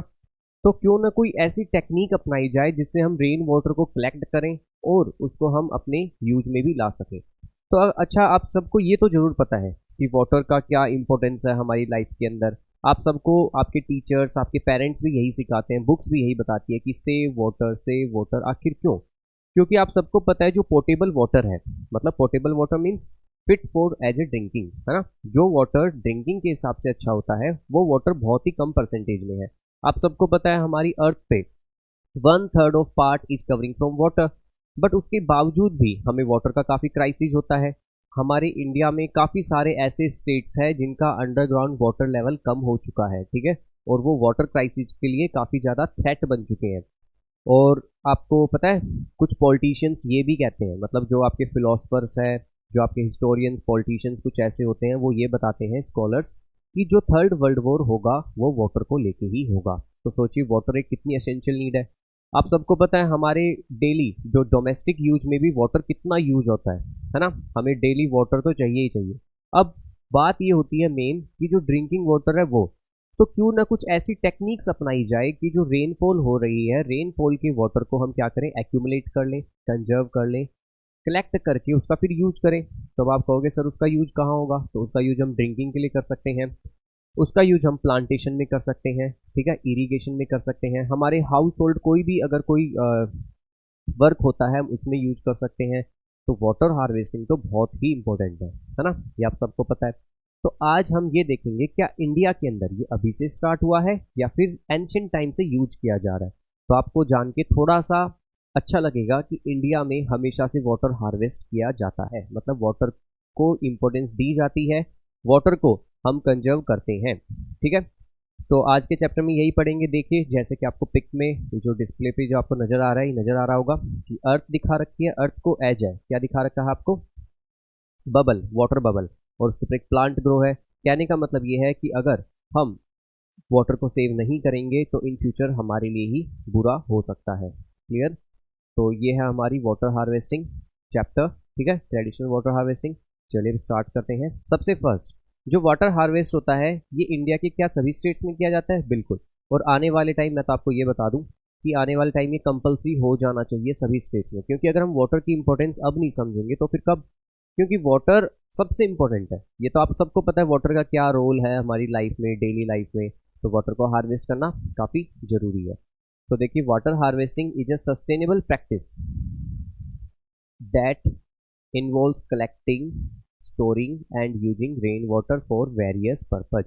जो वाटर हार्वेस्टिंग होती है इसके अंदर प्रैक्टिस किया जाता है कि वाटर को कलेक्ट करना, ठीक है, वाटर को कलेक्ट किया जाता है, स्टोर किया जाता है, एंड यूजिंग रेन वाटर, और रेन वाटर को हम यूज करेंगे किसके लिए? वेरियस पर्पज के लिए। Okay, and rainwater harvesting is a great way to collect and store rainwater for various uses like irrigation, washing and drinking। और जो आप वो वाटर जो कि जिस भी वाटर को लाइक रेन वाटर है अगर उसको आप स्टोर कर रहे हैं तो इससे क्या होगा, आप इस पर ड्रिंकिंग के लिए यूज कर सकते हैं, वॉशिंग के लिए यूज कर सकते हैं, एंड इरीगेशन के लिए भी यूज कर सकते हैं। वाटर को तो आप काफ़ी डिफरेंट टाइप से कर सकते हैं। जैसे देखिए हम लोग मोस्टली लोग हम सिटी में रहते हैं, ठीक, लाइक जैसे मैं दिल्ली में रहता हूँ, आप लोग भी किसी अच्छे शहर में रहते होंगे। तो सिटी में क्या होता है जब थोड़ा सा रेनफॉल होता है तो वाटर लॉगिंग हो जाता है, सबने देखा है कि मतलब पानी भर जाता है जगह जगह, है ना। तो इससे क्या होता है जो वाटर लॉगिंग होता है उससे काफ़ी डिफिकल्टीज होती है जो आम जो जनरल पीपल्स हैं उनको एंड सभी को। तो हमारे पास कुछ भी ऐसा सिस्टम नहीं है, क्योंकि रेन वाटर, सपोज कीजिए आप जब रेनफॉल होती है तो आपकी रूफ के ऊपर कितना वाटर कलेक्ट होता है, इमेजिन किया आप लोगों ने, काफ़ी ज़्यादा होता है ना, वाटर कलेक्ट हो जाता है। तो हम क्या करते हैं, हमारे जो रूफ होती है उसके ऊपर एक ड्रेनेज सिस्टम होता है, एक पाइप होता है जिसके थ्रू सारा का सारा वाटर कहाँ चला जाता है? ड्रेनेज में, ड्रेन्स में चला जाता है, नालों में चला जाता है, लाइक। तो अब देखिए क्यों ना कुछ ऐसा किया जाए कि इस वाटर को हम कंजर्व कर लें, यूज कर लें, क्योंकि रेनफॉल तो आपको पता है एवरी ईयर होता है और वाटर की हम सबको कमी है। चलिए देखिए मैं आपको बताता हूँ, जैसे कि मैं राजस्थान से हूँ, ठीक है, मैं राजस्थान में जिस डिस्ट्रिक्ट से हूँ वो है चूरू, ठीक है, एंड चूरू के अंदर सालासर आप सबने नाम सुना होगा, ठीक। तो जो मेरा डिस्ट्रिक्ट है चूरू, तो वो काफ़ी डेजर्ट वाला एरिया माना जाता है ना, जैसे जैसलमेर, बाड़मेर, बीकानेर एंड चूरू। तो मैं आपको बता रहा हूँ, मैं तो लाइव एग्जाम्पल हूँ आप सबके सामने, ठीक है। जो हमारा घर है राजस्थान के अंदर उसमें हमारे घर की जो रूफ है, तो हमारी रूफ के ऊपर क्या है? दो ड्रेनेज सिस्टम है। कितने सिस्टम है? टू ड्रेनेज सिस्टम है। क्या कर रखा है हमने? एक ड्रेनेज सिस्टम ऐसा है जो कि आप सबके नॉर्मली होता है, ठीक है, आप सबके घर पे ड्रेनेज सिस्टम होता है ना, पाइप होता है एक, है ना, अगर ज़्यादा बारिश होती है तो सारा पानी कलेक्ट होकर उससे नीचे आ जाता है रूफ से। तो हमारे भी ऐसा है एक पाइप। तो हम क्या करते हैं, जो फर्स्ट और सेकंड मॉनसून जब आता है, जब इसकी रेनफॉल होती है, तो हम क्या करते हैं, उन टू रेनफॉल के अंदर हमारी रूफ को क्लीन कर लेते हैं, पहले हम हमारी छत साफ करते हैं, धो लेते हैं अच्छे से, ठीक है। जब थर्ड या फोर्थ रेनफॉल होती है तो हम क्या करते हैं, उस ड्रेनेज को बंद कर देते हैं जो कि बाहर जा रहा था पानी, अब हम एक नया ड्रेनेज को ऑन करते हैं। वो ड्रेनेज का सिस्टम पता है कहाँ से होता है? हमारे घर के नीचे। देखिए सपोज कीजिए जैसे कि ये मेरा घर है, ठीक है, तो मेरे घर के नीचे हमने क्या बना रखा है, एक टैंक बना रखा है सीमेंटेड, ओके, लाइक बिल्कुल रूम की तरह। आप ये कह सकते हो एक अंडरग्राउंड रूम ही है। और इसके यहाँ पर क्या है, एक एक होल सा होता है, ठीक, मतलब एक खोलने का होता है जिसमें से हम पानी निकालते हैं। तो हम क्या करते हैं, जो फर्स्ट बारिश हुई, सेकंड बारिश हुई, ठीक है, उसके अंदर जो वाटर हमारी छत के ऊपर कलेक्ट हुआ, तो एक पाइप आता है वो यहाँ, और एक पाइप कहाँ होता है? बाहर। तो ये तो बाहर वाला आउटलेट वाला होता है, ये हम बाहर फ्लो कर देते हैं।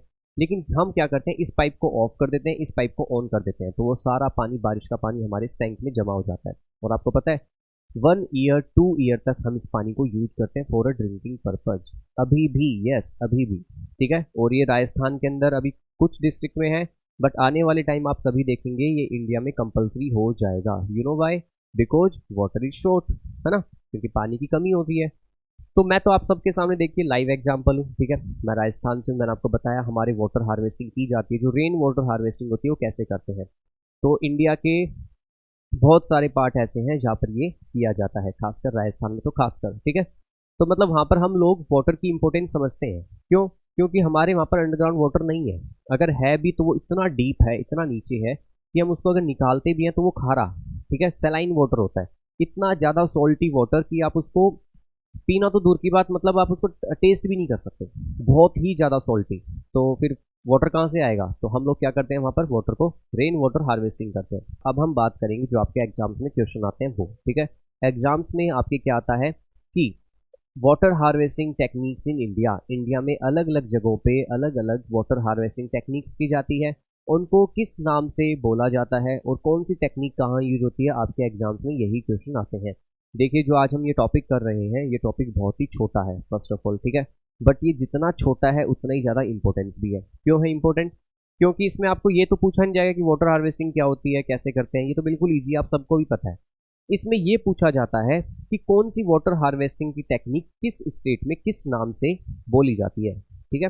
जैसे लाइक आपको भी मैं कराऊंगा जोहड़, ठीक है, जोहड़, टांका, नाड़ी, ये किस स्टेट में बोला जाता है? क्योंकि हर स्टेट वाटर को हार्वेस्ट करता है, वाटर को कलेक्ट करता है, और जो कलेक्ट करने का तरीका होता है हर स्टेट का आपका अलग अलग है। तो आपको ये लर्न करना होगा। तो देखिए जैसे सबसे पहले हमारा है जिंग, जिंग मतलब लद्दाख, ठीक है।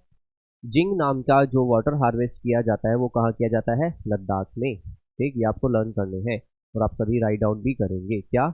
जिंग लद्दाख के अंदर वाटर हार्वेस्टिंग टेक्निक को कहा जाता है। आपसे एग्जाम्स में ये पूछा जाएगा कि एक वाटर हार्वेस्टिंग टेक्निक होती है जिंग, तो ये किस स्टेट में या फिर किस यूटी या किस एरिया में कहा जाता है? 4 ऑप्शन होंगे और आपको टिक लगाना होगा। तो देखिए टोटल ये 12 है। तो मैंने जैसे कि मैंने क्लास में भी जब ये चैप्टर करवाया था आपको जिस भी बैच में, तो मैंने आपको बताया अब ये लर्न करना थोड़ा सा मतलब टफ तो नहीं है, बट थोड़ा सा किसी किसी स्टूडेंट्स के लिए मुश्किल हो सकता है। तो आप क्या कीजिए, सबसे पहले आप 6 लर्न कर लीजिए, स्टार्टिंग के 6, ओके। देन उसके बाद बाकी के 6, तो पहले 6 लर्न कर लो फिर बाद में बाकी के 6 लर्न कर लो, तो एक ये इजी हो जाएगा आपके लिए, ठीक। उनको लर्न करने का तरीका यही है, इनके ऊपर हैंड रखिए और बार बार सुनते रहिए। वैसे आप सबको पता है जिस भी बैच में मेरी क्लास होती है मैं आपको क्लास में ही लर्न करवा देता हूँ ये टॉपिक, है ना, कि ताकि आपको लर्न हो जाए, क्योंकि ये इंपॉर्टेंट है एग्जाम के हिसाब से। सेकेंड है कूल। कूल नाम का जो वाटर हार्वेस्टिंग टेक्निक होता है वो होता है हिमाचल प्रदेश के अंदर। कूल कहाँ होता है? हिमाचल प्रदेश। नेक्स्ट है जाबो। जाबो होता है नागालैंड में। Bamboo drip irrigation, bamboo drip irrigation होती है मेघालय में। Dongs, dongs water harvesting technique को कहते हैं असम में। और डंग्स और जैम्पियोज ये हम कहते हैं वेस्ट बंगाल के अंदर, ओके। तो सबसे पहले मैं चाहता हूँ आप ये 6 लर्न करो, ठीक है, इनको राइट डाउन करो। देन उसके बाद आपको बाकी के 6, ठीक है, क्योंकि पता है माइंड क्या कहता है, अगर एक साथ आप 12, 20, 50 चीज़ें लर्न करेंगे तो वो इतनी जल्दी आपका माइंड ग्रैब नहीं करता। लेकिन माइंड को अगर कम दिखेगा ना तो माइंड बोलेगा अरे वाह बस सही तो है, मैं तो कर लूँगा इजीली। तो क्लियर हो आपको? तो water harvesting technique in India, जिंग कहाँ कहा जाता है? लद्दाख में। कूल हिमाचल प्रदेश में। जाबो ये बोला जाता है नागालैंड में। बैम्बू ड्रिप इरिगेशंस, ठीक है, बैम्बू ड्रिप मतलब जो आपके बांस बैम्बू होता है ना उससे आपकी इरिगेशन की जाती है, मेघालय। डोंग्स असम, एंड आपका डंग्स और जैम्पियोज वेस्ट बंगाल। ये क्लियर 6? चलिए नेक्स्ट 6 करते हैं अब हम। जो हमारे नेक्स्ट है ये कौन से है? अब जोहड़। जोहड़ क्या होता है? ये आपका किया जाता है जोहड़ वाला अलवर और राजस्थान के अंदर, ठीक है। ये क्या होते हैं मैं अभी आपको उनकी पिक शो करता हूँ, ठीक है, जब पिक शो करूंगा तब आपको पता लग जाएगा कि जोहड़ ऐसा एक टेक्निक जहाँ पर वाटर को हार्वेस्ट किया जा रहा है, वाटर को कंजर्व किया जा रहा है। राजस्थान के अंदर एक डिस्ट्रिक्ट है अलवर, वो वहाँ के जो पीपल्स हैं वो क्या कहते हैं वाटर हार्वेस्ट को? जोहड़, ठीक है। इसके अलावा नाडी, नाडी ये कहा जाता है जोधपुर के अंदर। नाडी कहाँ कहा जाता है? जोधपुर में, ठीक है। एंड इसके अलावा आपका है अहर पाइन, अहर पाइन बोला जाता है बिहार में, ठीक है। जो वाटर को टेक्निक, जो वाटर को कलेक्ट करने की टेक्निक है उसे बिहार में क्या कहते हैं? अहर पाइन।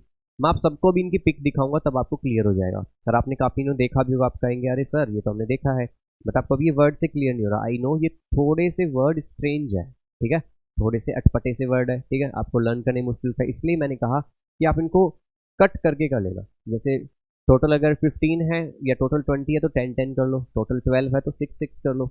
नेक्स्ट है वीरदास, ये भी एक वाटर हार्वेस्टिंग की टेक्निक है। ये वीरदास नाम की वाटर हार्वेस्टिंग टेक्निक को रण ऑफ कच्छ में कहा जाता है, ठीक है, जो गुजरात में है। आप सबको पता है रण ऑफ कच्छ कहाँ पे है? इन गुजरात। और गुजरात में इसे क्या कहा जाता है, वीर दास। ओके, नेक्स्ट है टांका, स्टेपवेल्स, कुंड, कुई। ठीक है, टांका, स्टेपवेल, कुंड एंड कुई, ये कहा जाता है राजस्थान के अंदर। कहाँ कहा जाता है, राजस्थान में। ठीक, इसके अलावा बावड़ी, बावरी, ठीक है, ये भी बोला जाता है कहाँ पर, राजस्थान के अंदर। तो क्लियर हो आप सबको ये। तो ये सबको आपको पहले राइट डाउन करना है, फिर लर्न करना है कि वाटर को जो कलेक्ट किया जाता है, वाटर हार्वेस्ट किया जाता है, इस टेक्निक को अलग अलग स्टेट्स में क्या बोला जाता है। आई थिंक क्लियर सबको। चलिए, वेरी गुड। अब मैं आपको इनकी पिक्स दिखा देता हूँ। ठीक है, बस ये चैप्टर इतना ही था। सुना है, ये चैप्टर काफ़ी शॉर्ट था, बस यही लर्न करने आपको सिर्फ कि किस एरिया में क्या कहा जाता है। तो अब चलिए, अब हम कुछ पिक्स देख लेते हैं जिससे आपको थोड़ा और क्लियर हो जाए। देखिए, ये है जोहड़। क्या है, जोहड़। समझ आ रहा है आपको सबको, कितना बड़ा एरिया। देखिए यहाँ पर वैसे तो ग्रीनरी है, आई नो ये राजस्थान का ही है। ठीक है, ग्रीनरी इसलिए होगी शायद कि यहाँ पर आपके मानसून या फिर रेनफॉल हुआ होगा। तो देखिए ये क्या बना रखा है, ये पहले जो एंशियंट टाइम में जो हमारे किंग हुआ करते थे राजस्थान के अंदर, वो ये करते थे। ठीक है, ये एक प्रकार से सोशल वर्क माना जाता है। सोशल वर्क क्या होता है, अगर सपोज कीजिए आपके पास काफ़ी सारा पैसा है तो आप क्या करते हैं, कोई हॉस्पिटल्स ओपन करवाता है, कोई धर्मशाला, कोई स्कूल। तो राजस्थान के अंदर मेन तो भाई पानी की कमी है ना, वाटर शॉर्टेज है। तो वहाँ पर लोगों ने क्या स्टार्ट कर दिया, आपके जोहड़ बनाना स्टार्ट कर दिया। ठीक है, ये वाटर हार्वेस्ट की टेक्निक है। तो देखिए, आप देख सकते हैं ये जो जितने भी एरिया है, अगर इस एरिया में रेनफॉल होता है तो उन्होंने कुछ ये इस टाइप से बना रखा है कि जो भी रेनफॉल होगा, क्योंकि अगर इतने एरिया में होगा तो ये क्या हो जाएगा, पूरा फिल हो जाएगा। जैसे इस तालाब में तो पानी सूख गया, ये जो आपको जोहड़ दिख रहा है इसमें तो आपको कम ही वाटर दिख रहा है, क्योंकि देखिए दीवार यहाँ से काफ़ी सूखा सूखा नजर आ रहा है ना। यहाँ पे आपकी स्टेप वेल्स होती है, ये देखिए ये सीढ़ियाँ हैं, यहाँ से उतरो, जिसको पानी चाहिए पानी ले जाओ। ठीक है, अब तो इनकी इतनी इंपॉर्टेंस नहीं है क्योंकि गवर्नमेंट ने इतनी फैसिलिटी प्रोवाइड करा दी जा चुकी है कि हमारे घर में टैप वाटर आता है ना, सप्लाई का जो पानी है, ग्राउंड वाटर हो गया। बट ये एंशियंट टाइम में यूज किए जाते थे, और आपको पता है गवर्नमेंट इनको वापस से रिवाइव कर रही है। ठीक है, गवर्नमेंट चाह रही है कि हम फिर से इनको अच्छा करें। तो ये क्लियर हुआ आपको सबको, जोहड़। ठीक है, ये राजस्थान देखिए काफ़ी सुंदर है ना, ये काफ़ी अच्छा है। चलिए नेक्स्ट देखते हैं क्या आता है। नेक्स्ट आता है कूल। ठीक है, ये है पिक आपकी कूल की। ये कूल क्या था, कूल कहाँ था, कूल था हिमाचल प्रदेश के अंदर। ठीक है, आप देख सकते हैं, देखिए कितनी दूर से पानी आ रहा है, आ रहा है। तो ये रिवर नहीं है, कैनाल नहीं है, इन्होंने क्या किया, वाटर हार्वेस्टिंग का टेक्निक बना रखा है कुछ। दोनों साइड बाउंड्री बना दी, और जो भी एक्स्ट्रा वाटर होगा या फिर जो वाटर आएगा उसको क्या करेंगे, यूज करेंगे। अब वाटर हार्वेस्टिंग के अंदर वाटर कहाँ यूज होता है, ये तो मुझे बताने की जरूरत नहीं, आप सबको पता है। इरिगेशन, ड्रिंकिंग वाटर, है ना, इन सब में हम यूज कर सकते हैं। तो ये किसका फोटो है, कूल का, जो कि कहाँ का है, हिमाचल प्रदेश। क्लियर हुआ कूल। चलिए नेक्स्ट देखते हैं। ये देखिए, ये क्या है, ये है स्टेप वेल। ठीक है, राजस्थान के अंदर सबसे ज़्यादा स्टेप वेल्स पाए जाते हैं। ठीक है, क्योंकि देखो मैंने आपको क्या बताया, राजस्थान के अंदर अंडरग्राउंड वाटर है, जो मतलब आप जमीन को कितना ही डिग करते रहो, लैंड को डिग करते रहो, तब भी आपका वाटर आपको नहीं मिलता। लेकिन ये क्या होते हैं, जो कुंड होते हैं आपके, स्टेप वेल्स होते हैं, इनमें जमीन से लेके ये सीढ़ियाँ बना रखी है। ये जो आपको दिख रहे हैं ट्रायंगल ट्रायंगल से, ये सारी सीढ़ियाँ हैं। अगर आपको ये पिक क्लियर नहीं है डिजिटल बोर्ड पे, तो मैं ये चाहता हूँ आज आप सभी स्टूडेंट्स, जैसे ही क्लास आपकी ओवर होती है, आप गूगल पे सर्च करेंगे क्या, स्टेप वेल्स ऑफ राजस्थान। ठीक है, काफ़ी सारे स्टेप वेल्स आएंगे। खासकर मैं बताता हूँ आपको, आप आई थिंक आप लोग अलवर की स्टेप वेल्स करना है। ठीक है, अलवर एंड बूंदी, अलवर एक डिस्ट्रिक्ट है, बूंदी भी एक डिस्ट्रिक्ट है राजस्थान के अंदर। वहाँ की जो स्टेप वेल्स है आप देख के हैरान हो जाएंगे, आप कहेंगे सर इतनी सुंदर, बिल्कुल इतनी सुंदर, क्योंकि इनका आर्किटेक्चर काफ़ी अच्छा है। ये सीढ़ियाँ हैं, देखो पहले यहाँ आए, इन सीढ़ियों से उतरो, यहाँ आ जाओ, फिर यहाँ, फिर आपके पास चांस, आप किसी भी सीढ़ियों से उतर सकते हो, फिर यहाँ आओगे, फिर इसके नीचे, इसके नीचे, इसके नीचे, ऐसे नीचे नीचे नीचे नीचे करते करते आप नीचे पहुँच जाओगे वाटर वाले के पास। ये जो आपका ब्लैक ये एरिया दिख रहा है, ये वाटर है। ठीक है, ये तो क्योंकि अभी की पिक है, पहले के समय क्या होता था, ये वाटर भर जाता था जब अगर आपकी रेन वाटर हो रहा है या फिर कैसे भी इसमें वाटर की जो सप्लाई हो रही, तो ये पूरी की पूरी सीढ़ियाँ भर जाती थी ऊपर तक। तो लोगों को जिनको यूज होता था वो इस वाटर को लेके चले जाते और वाटर का क्या करते, यूज करते। तो ये स्टेप पहला क्लियर हुआ। चलिए मेरा आप सबसे क्वेश्चन है, आप सभी सर्च करेंगे, इंडिया में जो हमारे रुपीज़ है, जो नोट्स है, उसमें से कौन सा ऐसा नोट है जिसके ऊपर बावली है। ठीक है, इसे बावड़ी भी कहते हैं, ये ध्यान रखना। स्टेपल्स को क्या कहते हैं, बावड़ी, बावली भी कहते हैं, बावरी, बावड़ी। ठीक है, इसके अलग अलग नेम आपके स्टेप वेल्स के। स्टेप वेल समझ में आ गया? एक ऐसा वेल मतलब एक ऐसा कुआं जिसमें स्टेप लगे हों, जिसमें सीढ़ियाँ लगी हो। तो ये आपको नज़र भी आ गया होगा। तो आज आप ये एक चीज़ पता करेंगे कि इंडिया के अंदर जो हमारी रुपीज़ है, 10 रुपीज़, 20 रुपीज़, नोट किस किस के? 10, 20, 50, 100, 200, 500, यही है ना नोट्स। हर नोट के पीछे कोई ना कोई इमेज दे रखी है, आप सबको पता होगा, ठीक है। तो ऐसा कौन सा नोट है जिसके पीछे रानी की वाव, ठीक है, क्या दिखा रखा है? रानी की वाव, वो स्टेप वेल है, ठीक। तो किस नोट के पीछे ये आप सबको पता कर लेंगे। चलिए बढ़िया। तो स्टेप वेल समझ में आया?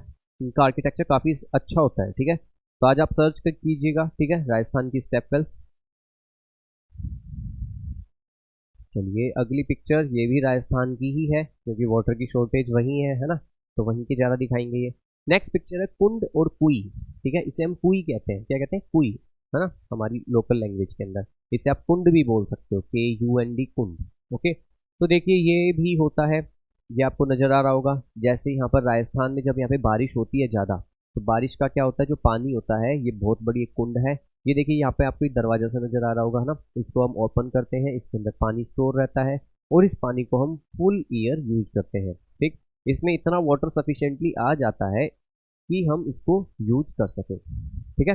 इतना वाटर इसके अंदर एडजस्ट हो जाता है कि इस वाटर को क्या करें, यूज कर ले। तो ये देखिए यहाँ पे बाल्टी रखी है और यहाँ पर एक आपका ये दरवाजा सा है, इसको खोलते हैं क्योंकि इसको ओपन नहीं रखते, क्योंकि ओपन रखेंगे तो कोई भी गिर सकता है ना, कोई जानवर गिर सकता है, पानी सारा खराब हो सकता है। तो हम इसको बंद रखते हैं, जब भी जिसको चाहिए होता है बाल्टी अंदर डाली और इसमें से निकाल लिया पानी।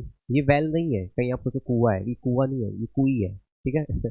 उसका फीमेल वर्जन, या फिर ये कह सकते हैं उसकी वाइफ है ये, कुएं की, ठीक है। तो ये देखिए यहाँ पे ये वाटर जाता है, जितना भी वाटर आएगा एक्स्ट्रा इसमें जाते हुए अंदर चला जाएगा, अंदर जाके स्टोर हो जाएगा, फिर हम यूज कर सकते हैं, ठीक। ये है वाटर हार्वेस्ट के टेक्निक्स हमारे इंडिया के अंदर। चलिए नेक्स्ट देखते हैं क्या है। तो नेक्स्ट ये आ गया आपका कुंड, ठीक है, ये आपको नज़र आ रहा होगा। ये पाइप्स जा रहे हैं कुछ, ये बाल्टी है, बाल्टी में पानी है, नीचे बहुत ही गहरा आपका कुआं है, ठीक है, और इसके अंदर क्या है, वाटर है। तो ये होता है कुंड। ये भी राजस्थान के अंदर मोस्टली टेक्निक को अपनाया जाता है। इसमें वाटर स्टोर हो जाता है बारिश का और उसको हम हर ईयर रिन्यू करते रहते हैं और उसको यूज करते हैं। जब भी पानी चाहिए होता है तो इसमें से पानी वाटर यूज होता है, ठीक है। क्लियर हुआ? काफ़ी गहरा है ना। चलिए नेक्स्ट, नेक्स्ट है आपका अहर पाइन। अहर पाइन क्या होता है, ये मैंने आपको बताया था। वाटर हार्वेस्ट की एक टेक्निक है जो कि आपकी रन की जाती है बिहार के अंदर। कहाँ पर? बिहार। ये है अहर पाइन। देखिए बिहार में मोस्टली जैसे रोड है, कच्चे रोड आपके, ठीक है, ये कुछ प्लांट्स लगे हैं, तो रोड के साइड में कुछ ऐसा डिग कर दिया जाता है जिसमें क्या होता है, जो भी पानी होता है बारिश का या जो एक्स्ट्रा वाटर होता है उसको ये सेव कर लेते हैं। फिर जैसे इनके आपको फील्ड्स नजर आ रहे होंगे, खेत नजर आ रहे होंगे, यहाँ से ये जो बाढ़ होती है, मेड होती है, इसको एक कट करते हैं, इसमें पानी छोड़ देते हैं, फिर इसको चाहिए तो इसको दे देते हैं, ठीक है। एक प्रकार से कह सकते हैं छोटी सी कैनाल है ये, ठीक। बट इसका नाम बिहार के अंदर ही क्या कहते हैं, अहर पाइन। क्या कहते हैं? अहर पाइन। तो ये सबको क्लियर कि किस स्टेट के अंदर कौन सी वाटर हार्वेस्टिंग की टेक्निक को कैसे रन किया जाता है। क्लियर हो गया? और आपको ये लर्न करने हैं स्टार्टिंग के पिक्स तो मैंने आपको इसलिए दिखाई था कि आपको क्लियर हो जाए। इसके बाद रेन वाटर हार्वेस्टिंग, ठीक है।